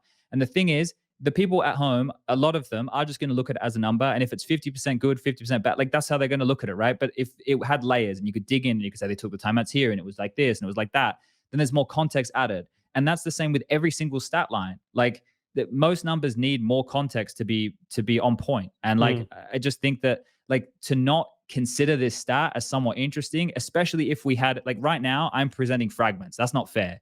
I need to go and I need to sit and I need to work with the data that Mihal's got me and present it and say, these were all the teams we had at the major, all fucking 24. Yeah, this is how they stacked average. up. Yeah, exactly. Right? Exactly. So I need to do some work and I'll do some work and then we can have a conversation about it. I shouldn't have presented it that way because that's not fair. That's not fair to... I know it is because it's the point is to gauge the interest for something like this, right? And this is why it's very nice that you had the first thing put it on Twitter and then people will start talking about it and see, is this worth, putting in time, putting a bit more time to have like a bigger view of it, find the stats, find the averages, eliminate some of the trash data, outliers, and stuff like that. Then you can present that, and then people can be like, "Oh yeah, this would be very cool to have on a event basis, like as an actual stat on HLTV." And then our guys can maybe be like, "Okay, let's put in some development hours into this, and let's present this stat as a thing." I don't know if this is even possible because I don't know how the timeouts are actually stored as data, and can we have that? I think it was through the their bot. That's the thing. Yeah, I don't know if they bring it from the bot or is it in the logs or is it in the demo. Maybe if we have the demo, then we can like pull it from the demo and that could be enough. But I'm not sure exactly how it works essentially. Yeah, well, we can find out more information about that. Okay, where are we at here? Okay. Changes. You said they're in the naughty corner, Prof. That's where you put Cloud9. Do you want to elaborate on why you put them in the naughty corner? I mean, what can you say about them that hasn't been said already? Like they just need more time. They just need more time. I just read the Hobbit interview earlier today, even though it came out a couple of days ago. Essentially what he's saying, they need more time. They're still a new team. This is only their third major, and all of these things are to some degree accurate. These are facts. But there's going to be a CIS shuffle anyway, right? But that's the conversation. Yeah, it feels like they've been kind of struggling with the same things for a long time. We talked about this in Rio as well, just their approach to the game and some of the rounds that they failed against Mouse, and it didn't feel. It feels very familiar. That's why it's so. That's why I feel like a change is needed, because it felt like they're hitting the same wall over and over again. It's not like they're stumbling on a new... what would you change? What would you change? I guess I think the IGL leadership approach is that. I think that is where the answer is. So the Groove and NAVI. Yeah, I think for me, there is where you need to look, and what solution you go for depends on what is available. Do you think they need to add to the way that they approach the game with more depth, or do you think they need to change the way that they approach the game completely?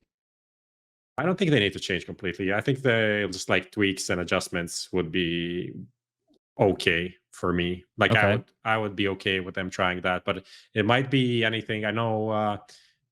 Was it someone was talking about like Shiro IGL or something like that? Maybe that's a concept they try. Maybe they should just try a different IGL within the team. Maybe it doesn't work out, but maybe they just do the Virtus Pro style and switch for like 3 months and then go back and then have like a fresh view. NAVI has a fresh view of the game and they can do different things. Okay. Because I don't think the boomage thing, I don't think that's happening at any near point. So then there is no really... We need to wait for the overdrive leaks. There is no real like standout IGL except Jerry, which I also don't think, in terms of where Cloud9 have been for the last 2 years, Jerry has never touched that level. Like I don't know if it's fair to say like, oh, NAVI should be replaced by him. I think that's kind of a stretch for me in terms of when they had like pretty decent teams, they kind of underperformed at the majors and in key matches, and they didn't even qualify for this one. They lost to Bad News Eagles. So I don't know if that's a fair one for me, honestly. All right, Striker, do you agree that Cloud9 has to change something, or do you, because it is a meme, right? And we need more time, but like, is that a sentiment that you can get behind, or do you think, it's been long enough now, they haven't achieved what they've been trying to achieve, they keep getting stopped at these hurdles, is it time? What are you laughing at? Mr. Flop said, Jerry, ? Nah, bring George Constanza to Cloud9. Seinfeld joke. Okay. That's highbrow humor. Right. Very highbrow humor.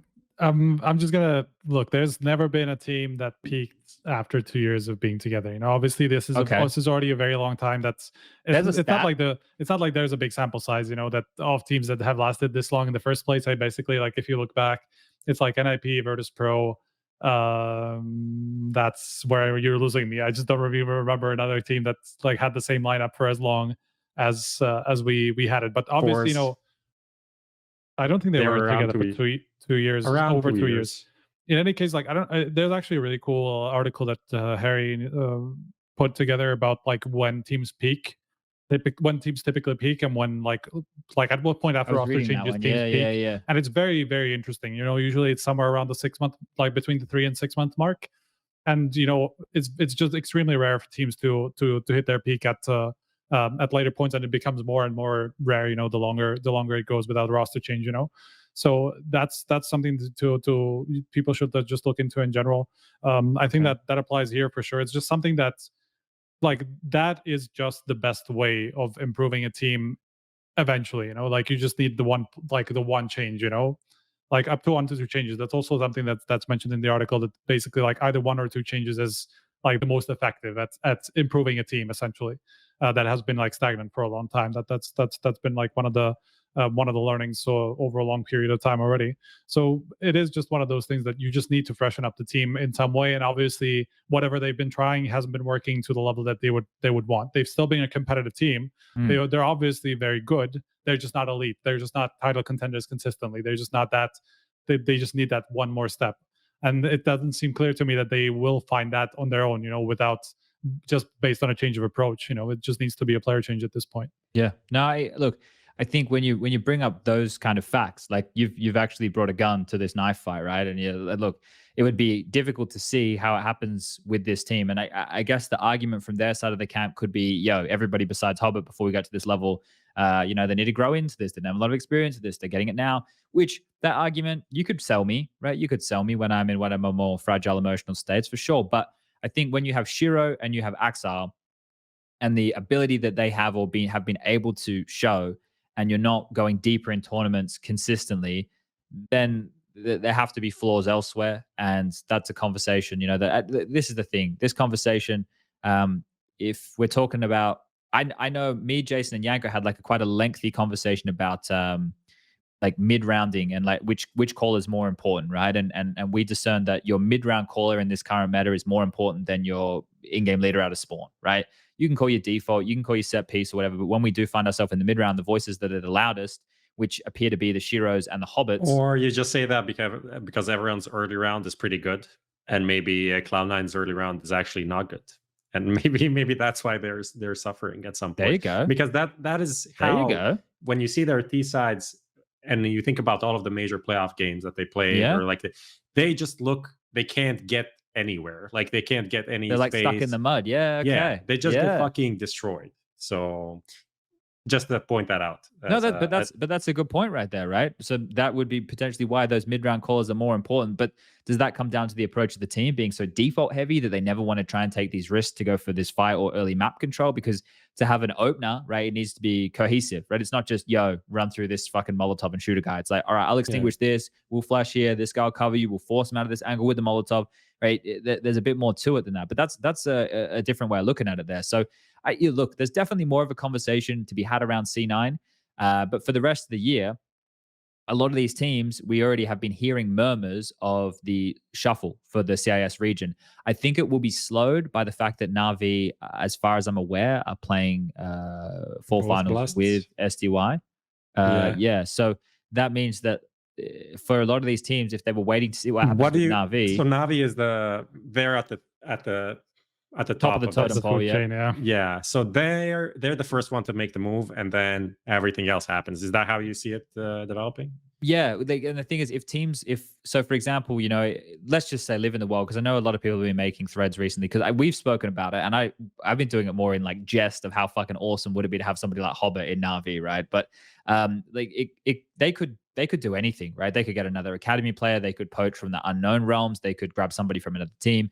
Like Navi should have the most flexibility in that fashion. But they don't. But they haven't. But they haven't done that in a long time. Like they've never picked out like a big player from another. It's been a long time since they picked out a big. But like Electronic is like the last big player that they picked out of another team, because Perfecto was not some.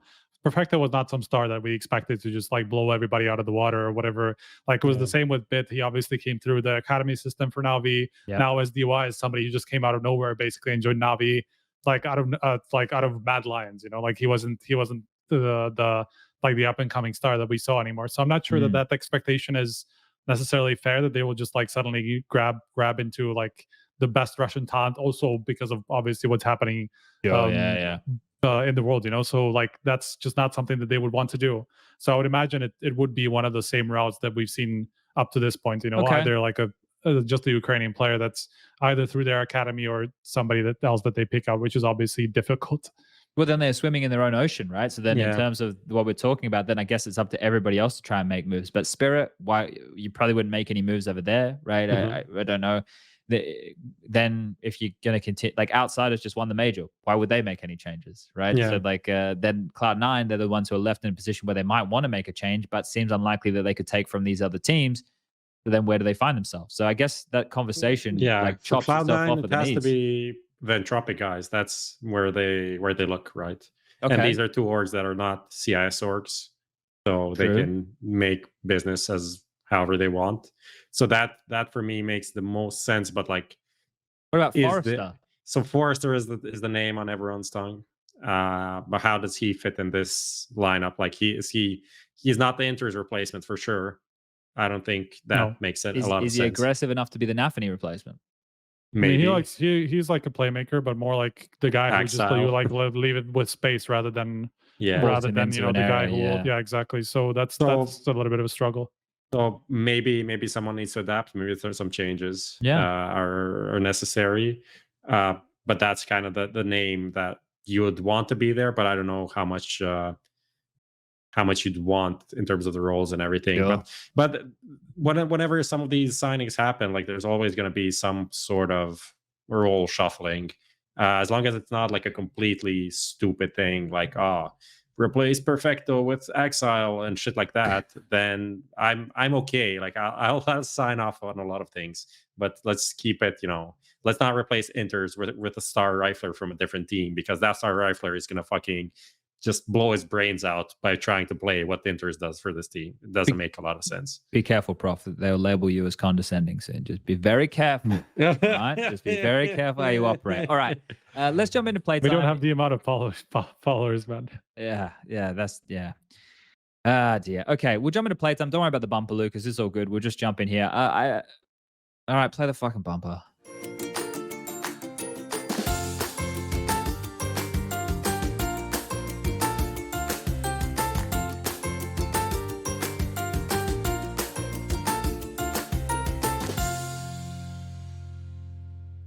All right, we're back, and I hope you all enjoyed the bumper as much as Lucas did.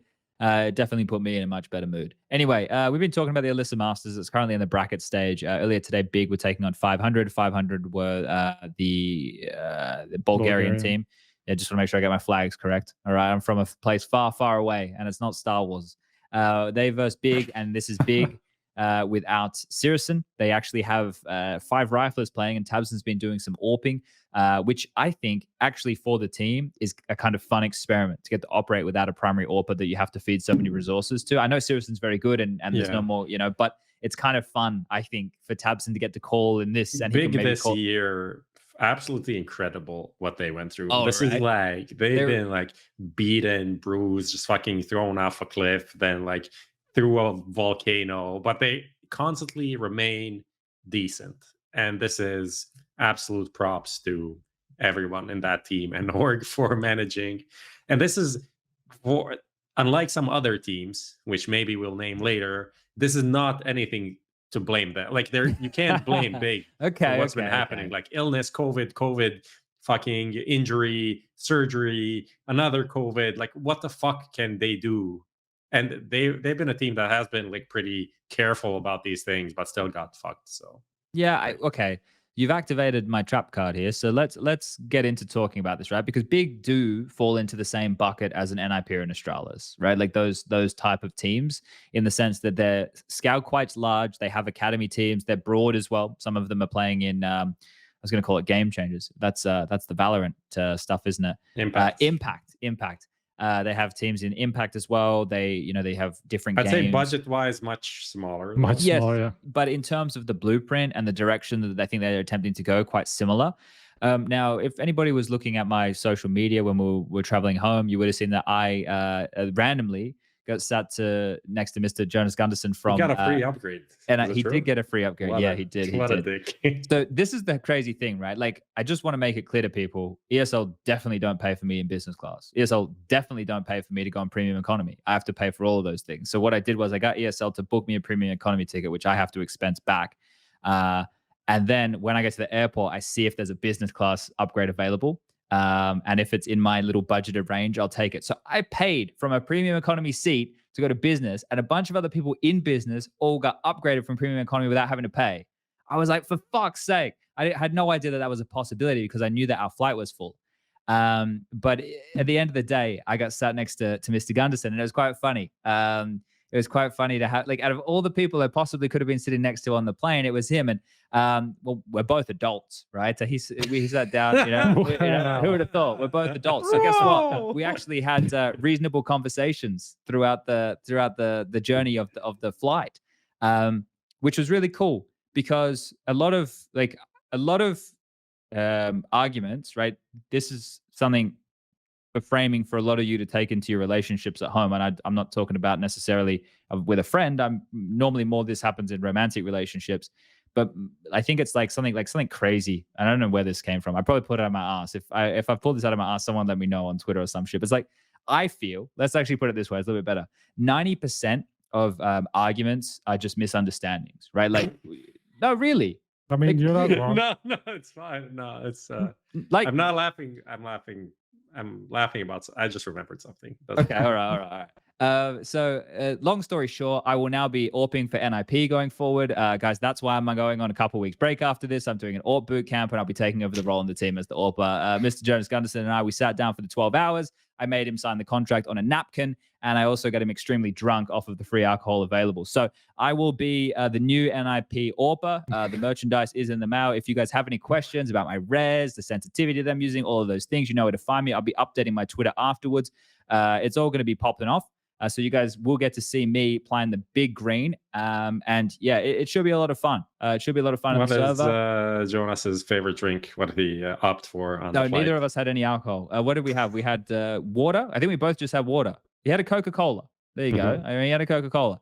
But how seriously, can you say that publicly, man? What a crazy piece of information to throw out there. But we spoke a lot on the plane, and I asked him some questions, right? And he was pretty open with stuff. And he also got to learn a little bit about, like, because I think a lot of people just think I just commentate, right? Or I have different levels of involvement in different things. And it's also interesting to see how somebody from a team sees what I do, right? Like, he sees me as a commentator, but also sees me doing this podcast. And, the two of them can get conflated and merged together. But from my standpoint, when I'm commentating. When I'm doing the podcast, another podcast, but that's not how everybody sees it. And we asked some questions about, like, some of the roster changes and stuff. And, there's not a whole lot that I can really share with everybody at home. It's not new information or anything like that, but it's more the perspective of how they were looking at it from an org. And a lot of the stuff he told me comes mainly from a human element, which I think is something, as I mentioned earlier in the show, we can tend to forget, especially even us here. We talk about the Counter-Strike and the rosters, and does it make sense or doesn't it make sense?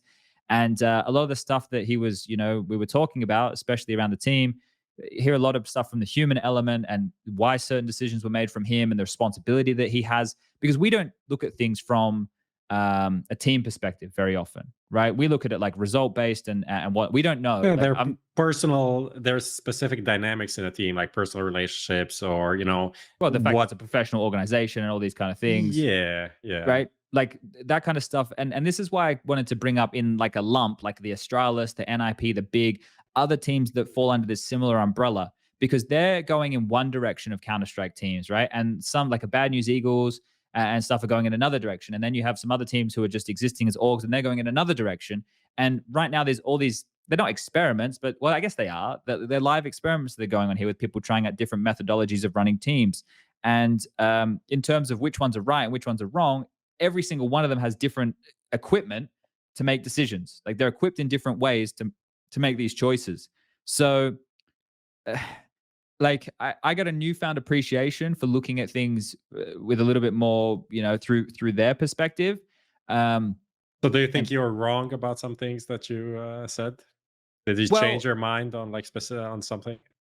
So I think like one of the things which I am slightly more sympathetic towards is the fact that when these guys grab a player from the academy team and they slot it into the main team, I think our expectation is they go out headhunting for a big name, like fucking money grows on trees, and it doesn't. Like as much as I wish it did, as much as I wish they'd just go get this big name or go get that big name, it is first of all easier, less of a financial impact, and hopefully if the theory of academy teams and the promotion system works, something that might be more beneficial to their system of Counter-Strike in the future. We're just seeing the beginning of it, because some of our gripes were the fact that this roster was wasting time with these academy players.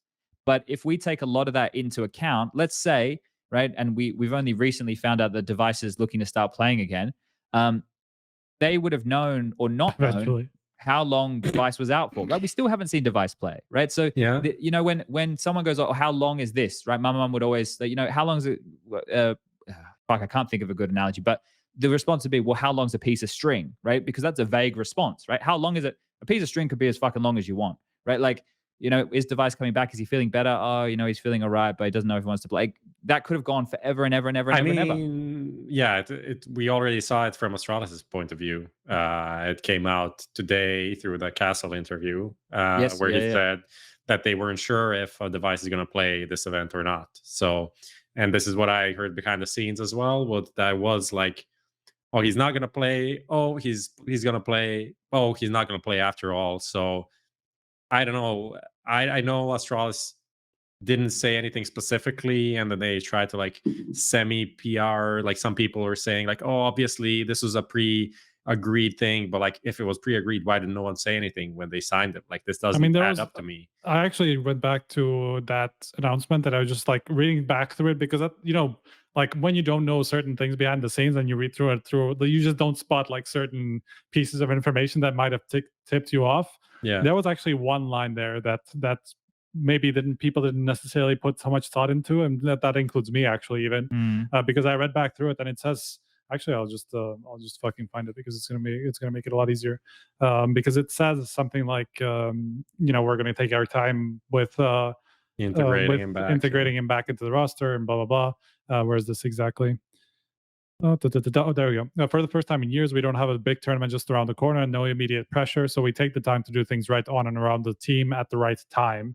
This also goes for his tournament comeback, is what the announcement says, which is from October 27th.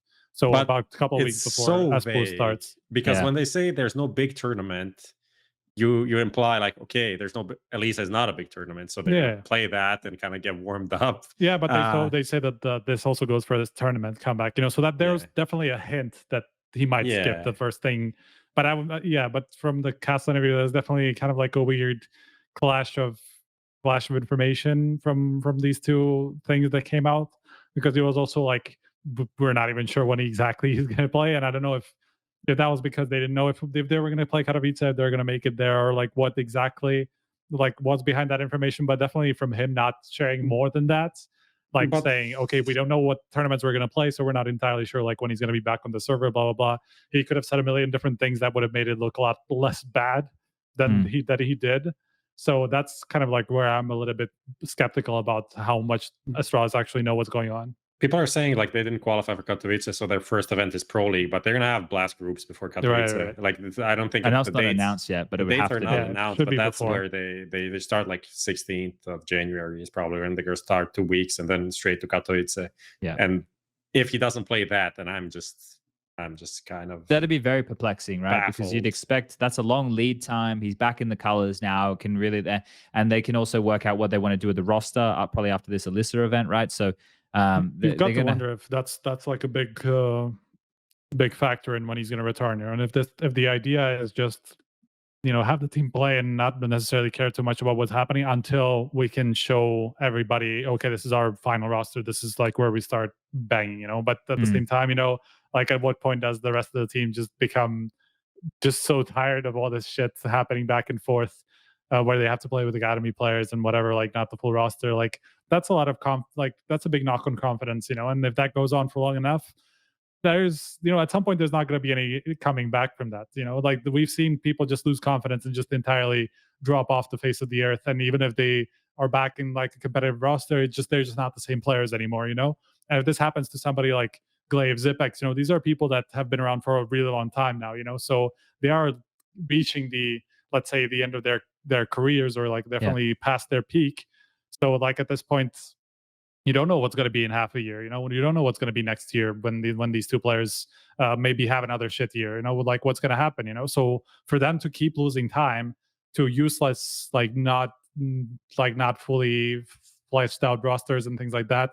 Like at what point is it going to be too much, for these guys? So that's where I'm like super skeptical about Astralis. But that's also with these teams under this umbrella. Like for them, it's obviously important for them to be winning and doing well. But I think with these teams, maybe we need to think of them on longer time frames because of their approach to the game, right? Like they can be self-sufficient in where they get their players from and pushing them through the academies and into the main team with the promotions. And they're such big brands. I know that it's a little bit more Nordic now for NIP, right? But that's still Nordic, right? That's still quite a big sample. That's still a big sample of players that you can pick from. Astralis is still very Danish. Big is obviously German. We could bring more teams in this conversation, but maybe with these teams, we need to start thinking a bit more long-term as opposed to short-term, whereas FaZe still do things with the short-term mentality, right? Like best players in a server, let's fucking go, right? I don't know. I'm just trying to offer up an alternative perspective here, and I'm still thinking about this myself, but that's why I wanted to bring these names up, because I think Counter-Strike is evolving consistently in everything. Nothing we do is standing still. The game, the players, the tournaments, everything, right? How we talk about it, the content we deliver, the way the viewer at home consumes it. All of these things are constantly evolving. And I think like part of why I look at some of these things and I sit back and I look at it from the purist perspective, which is how I look at almost everything in Counter-Strike, right? Is from the purist perspective. Where they're taking the game is maybe the future. I don't know. Like, it's kind of like what EG are doing. I kind of leave the jury out on what EG are doing and just say, yeah, it could work or it couldn't. Right? And we'll have to wait and see what the fruits of the labor are. But maybe it is. And if it doesn't end up being that way, and it is a FaZe situation or a Spirit situation where, well, actually Spirit have an academy team, right? But some of these teams without the academy teams, then that could be an interesting conversation to have these different methodologies, because that's another thing. There's no set rule book of how you have to approach Counter-Strike, right? Like how you want to do your team, you get to choose. And that's one of the coolest things with our structure is you get to decide how you want to do it. And I think I might need to take that into my consideration a little bit more.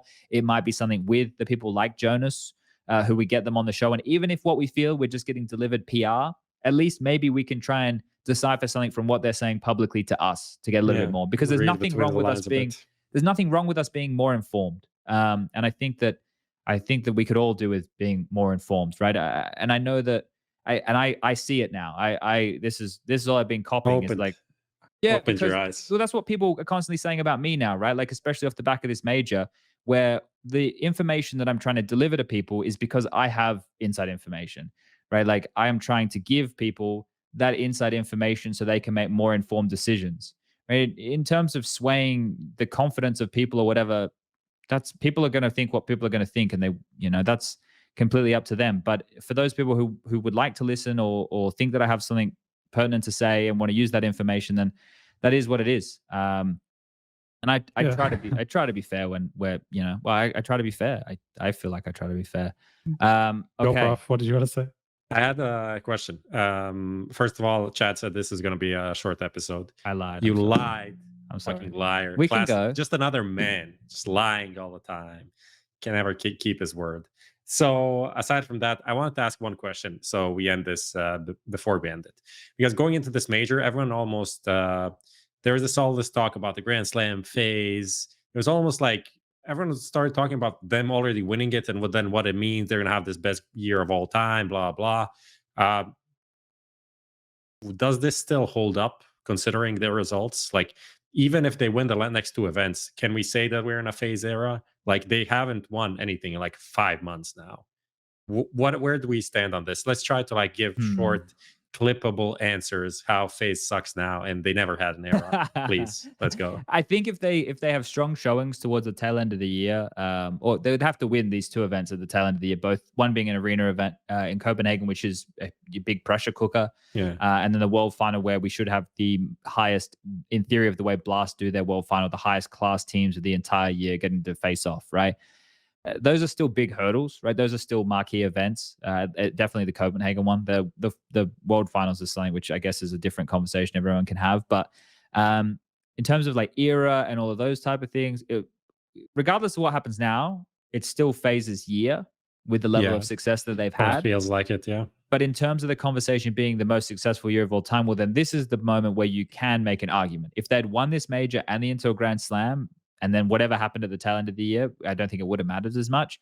But now it depends on how these events fare for them. And then you can start stacking it up against an Astralis year. They might just end up having like an amazing 6 months. Yeah, could just be 6 months, yeah. They might not win anything in the second half of the year. And then talking about a great like era or anything seems ridiculous because it kind of matches up with like almost like the Liquid first half of doesn't match because they didn't win a major there, but it's it's a spurt rather than putting down your foot and being this is greatness. So I felt like that whole discussion was kind of a bit overdone so early. But that's what we do, right? Yeah, hype it up. Yeah, but that's what we do. Like that's kind of like think of us as, well, maybe not to the same degree as like a Dana White or something, but when we're doing shows like this, like when we're doing punditry, we want to get the viewer excited. Of course. Like, of course we can present just facts, but then it'd be pretty boring. That's why we're here, right? And the three of us have contrasting personalities, and we have Lucas here to be this funny, goofy guy in the back. Like everything broken and fix it. It's entertainment, right? And people want something to get excited about. They have a storyline. There's obviously hardcores who can do their own research. Right, like that's all good. No, they can't do it. They have to come here and copy our thoughts. What I wanted to say about all the era talk, I think it's just a different. Now it's just a different definition of what an era even is, just because of the schedule looking entirely different. There's just much fewer events. Like if you compare it to Astralis, I was just looking through some of their stats just to compare it, and obviously Astralis is widely considered the greatest team of all time, right? And the reason is they basically never were, like during their peak, for which lasted about a year and something between 2018 and 2019, before there was the whole Blastralis and they're just like only competing at Blast events and things like that.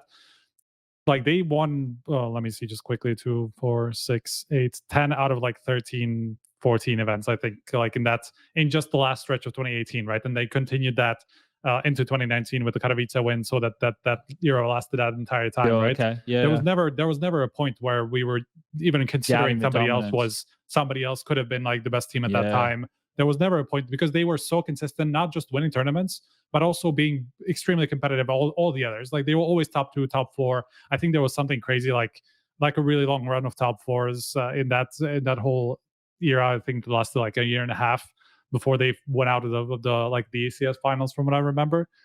Before that, they're at the end of the era basically was.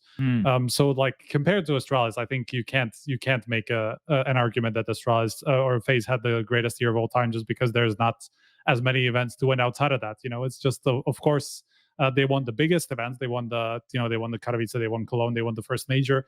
Had they won the second major, maybe there was a discussion, but that's still, that's 4 events, and let's say that's also probably 5 events. It's compared to Astralis, it's just a different definition of what an era is, just because of the lack of other tournaments around that.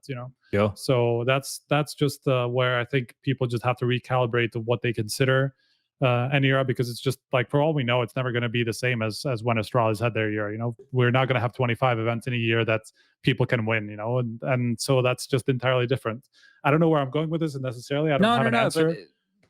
But you're bang on. But that's just how things are. We just have, like, let's say half the important events that we had. They are more important than they were before, and that's why we're saying, okay, Katowice and Cologne are just so massive now that's winning them now is just even more important than ever.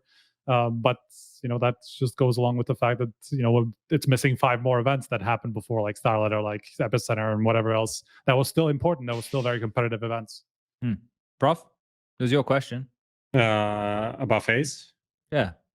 So I don't know. I just want to see how they do and move from there. That's it. Like their first half of the year was insane, and second half so far not really insane. Like practically nothing to show. True. Yeah, practically nothing to show from the second half. Couple of losses to Cloud9. Yeah. Got it. Okay. Listen, everybody. Right now, the Alyssa Masters second best of 3 is still going. ENCE versus Astralis. I would recommend everybody goes and checks that out and supports other tournament organizers, because a lot of you complain about monopolies. So you should probably go watch something else if you want to assist in that not being the case. Speaking on that, what do we think if ENCE lose this series? That is going to sting. That's just like a big, don't want to speak. Really missed opportunity, you know. That's like gonna sting. Playing against 2 academy players and Astralis team that's obviously, you know, not nowhere near their peak, and to lose to that team, you know, when at an event that you probably, especially like if you look at all the other teams, fnatic are missing Crims, Big aren't playing with Seriously, you know, there's Sprouts, who's not like nowhere near like a. I doubled ENCE on fantasy because I felt like they were the only safe pick, and I went for like Sampayas and Madden as kind of expensive players, and the rest was like, let's go randomly. All of them fucked me so hard. Complexity can, if you ask me, I'm actually not going to speak about them either. I'm not going to speak. Okay, I'm not going to say anything. Fair enough. Mourinho style, if I speak, I'm in big trouble. So let's just say I didn't go that well for me this week. Not going well. Yeah, but I'm just saying, like it's a really bad loss, because this was a tournament that they legitimately probably should have won on paper, you know, especially with all the other bigger teams having standards. Yeah. No, I agree. I think you guys can talk about how this event comes out in the wash, and I'll be paying attention as well. I just quickly mentioned the Blast 4 finals. If you guys do another show before, I'm sure you guys can chit chat about it. So Blast 4 finals will be going down as of the 23rd of November until the 27th of November. They've got all the teams that you know and love. FaZe, OG, Heroic, NIP. That's one bracket at the top side. Navi, Fluxo, Liquid, and G2. And I think that from those groups, 3 teams qualify to make it through to the single bracket arena days over those 3 days, 25th, 26th, and 27th in the Royal Arena, which has always been a banging event there. A bit of a marquee event for Blast and in Copenhagen. So I hope everybody enjoys that one right there. And yeah, I think that's probably about it, gentlemen. Are we happy with that? Let's check out and say goodbye. Okay, I'm gonna go play some DayZ. I'm gonna play some Hades. Nice, that's a pretty good. What a banger game, bro! Yeah, insane. Paula was loving it. Yanko loved it. Hades, it's like a top-down kind of dungeon scroller. Yeah. Like kind of Diablo-like, but maybe more roguelike Diablo style stuff. Yeah. Insane game. Looks pretty cool. Okay. Yeah, Striker, what are you gonna go play? We're probably gonna do some kind of. Actually, no, but we're probably going to do some counter quizzes. I just got a couple of presentations for a couple of the teams that are going to be a Red Bull Flick. We're hoping to do another season. Nice. And I just got links to check out the questions and shit like that. So I'm going to keep working. I'm going to keep working. Yeah. Okay.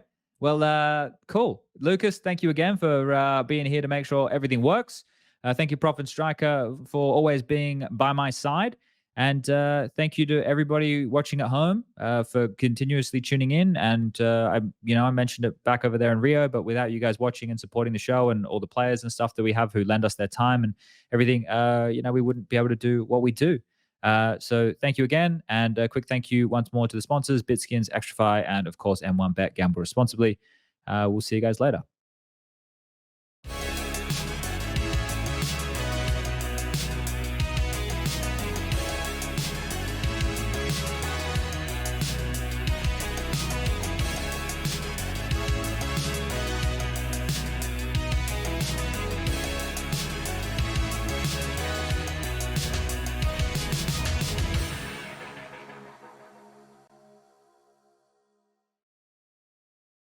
Add some fun to your space with Xtrfy, designed in Sweden with focus on quality products built on experience. You're looking at Project 4, their 4th generation of products with super cool colorways to stand out, with matching sets to satisfy with a solid B4 bungee, lightweight ergonomic M4 mouse, the K4 keyboard is fantastic, all of which are performance focused, and finish it off with colorful GP4 mouse mats that are bold in design and smooth on the surface. The retro theme in particular has got the feels. Complete your setup with Xtrfy. No regrets, guaranteed.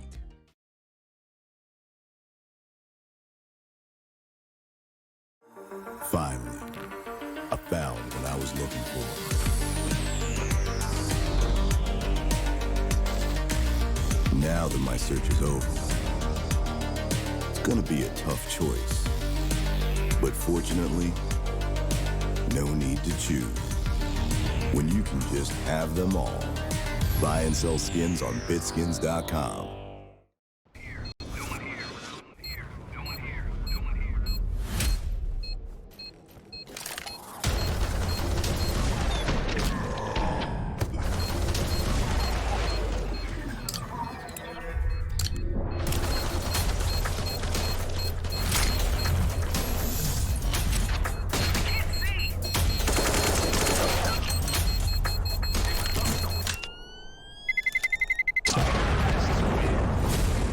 N1 Bet. Your bet, your game.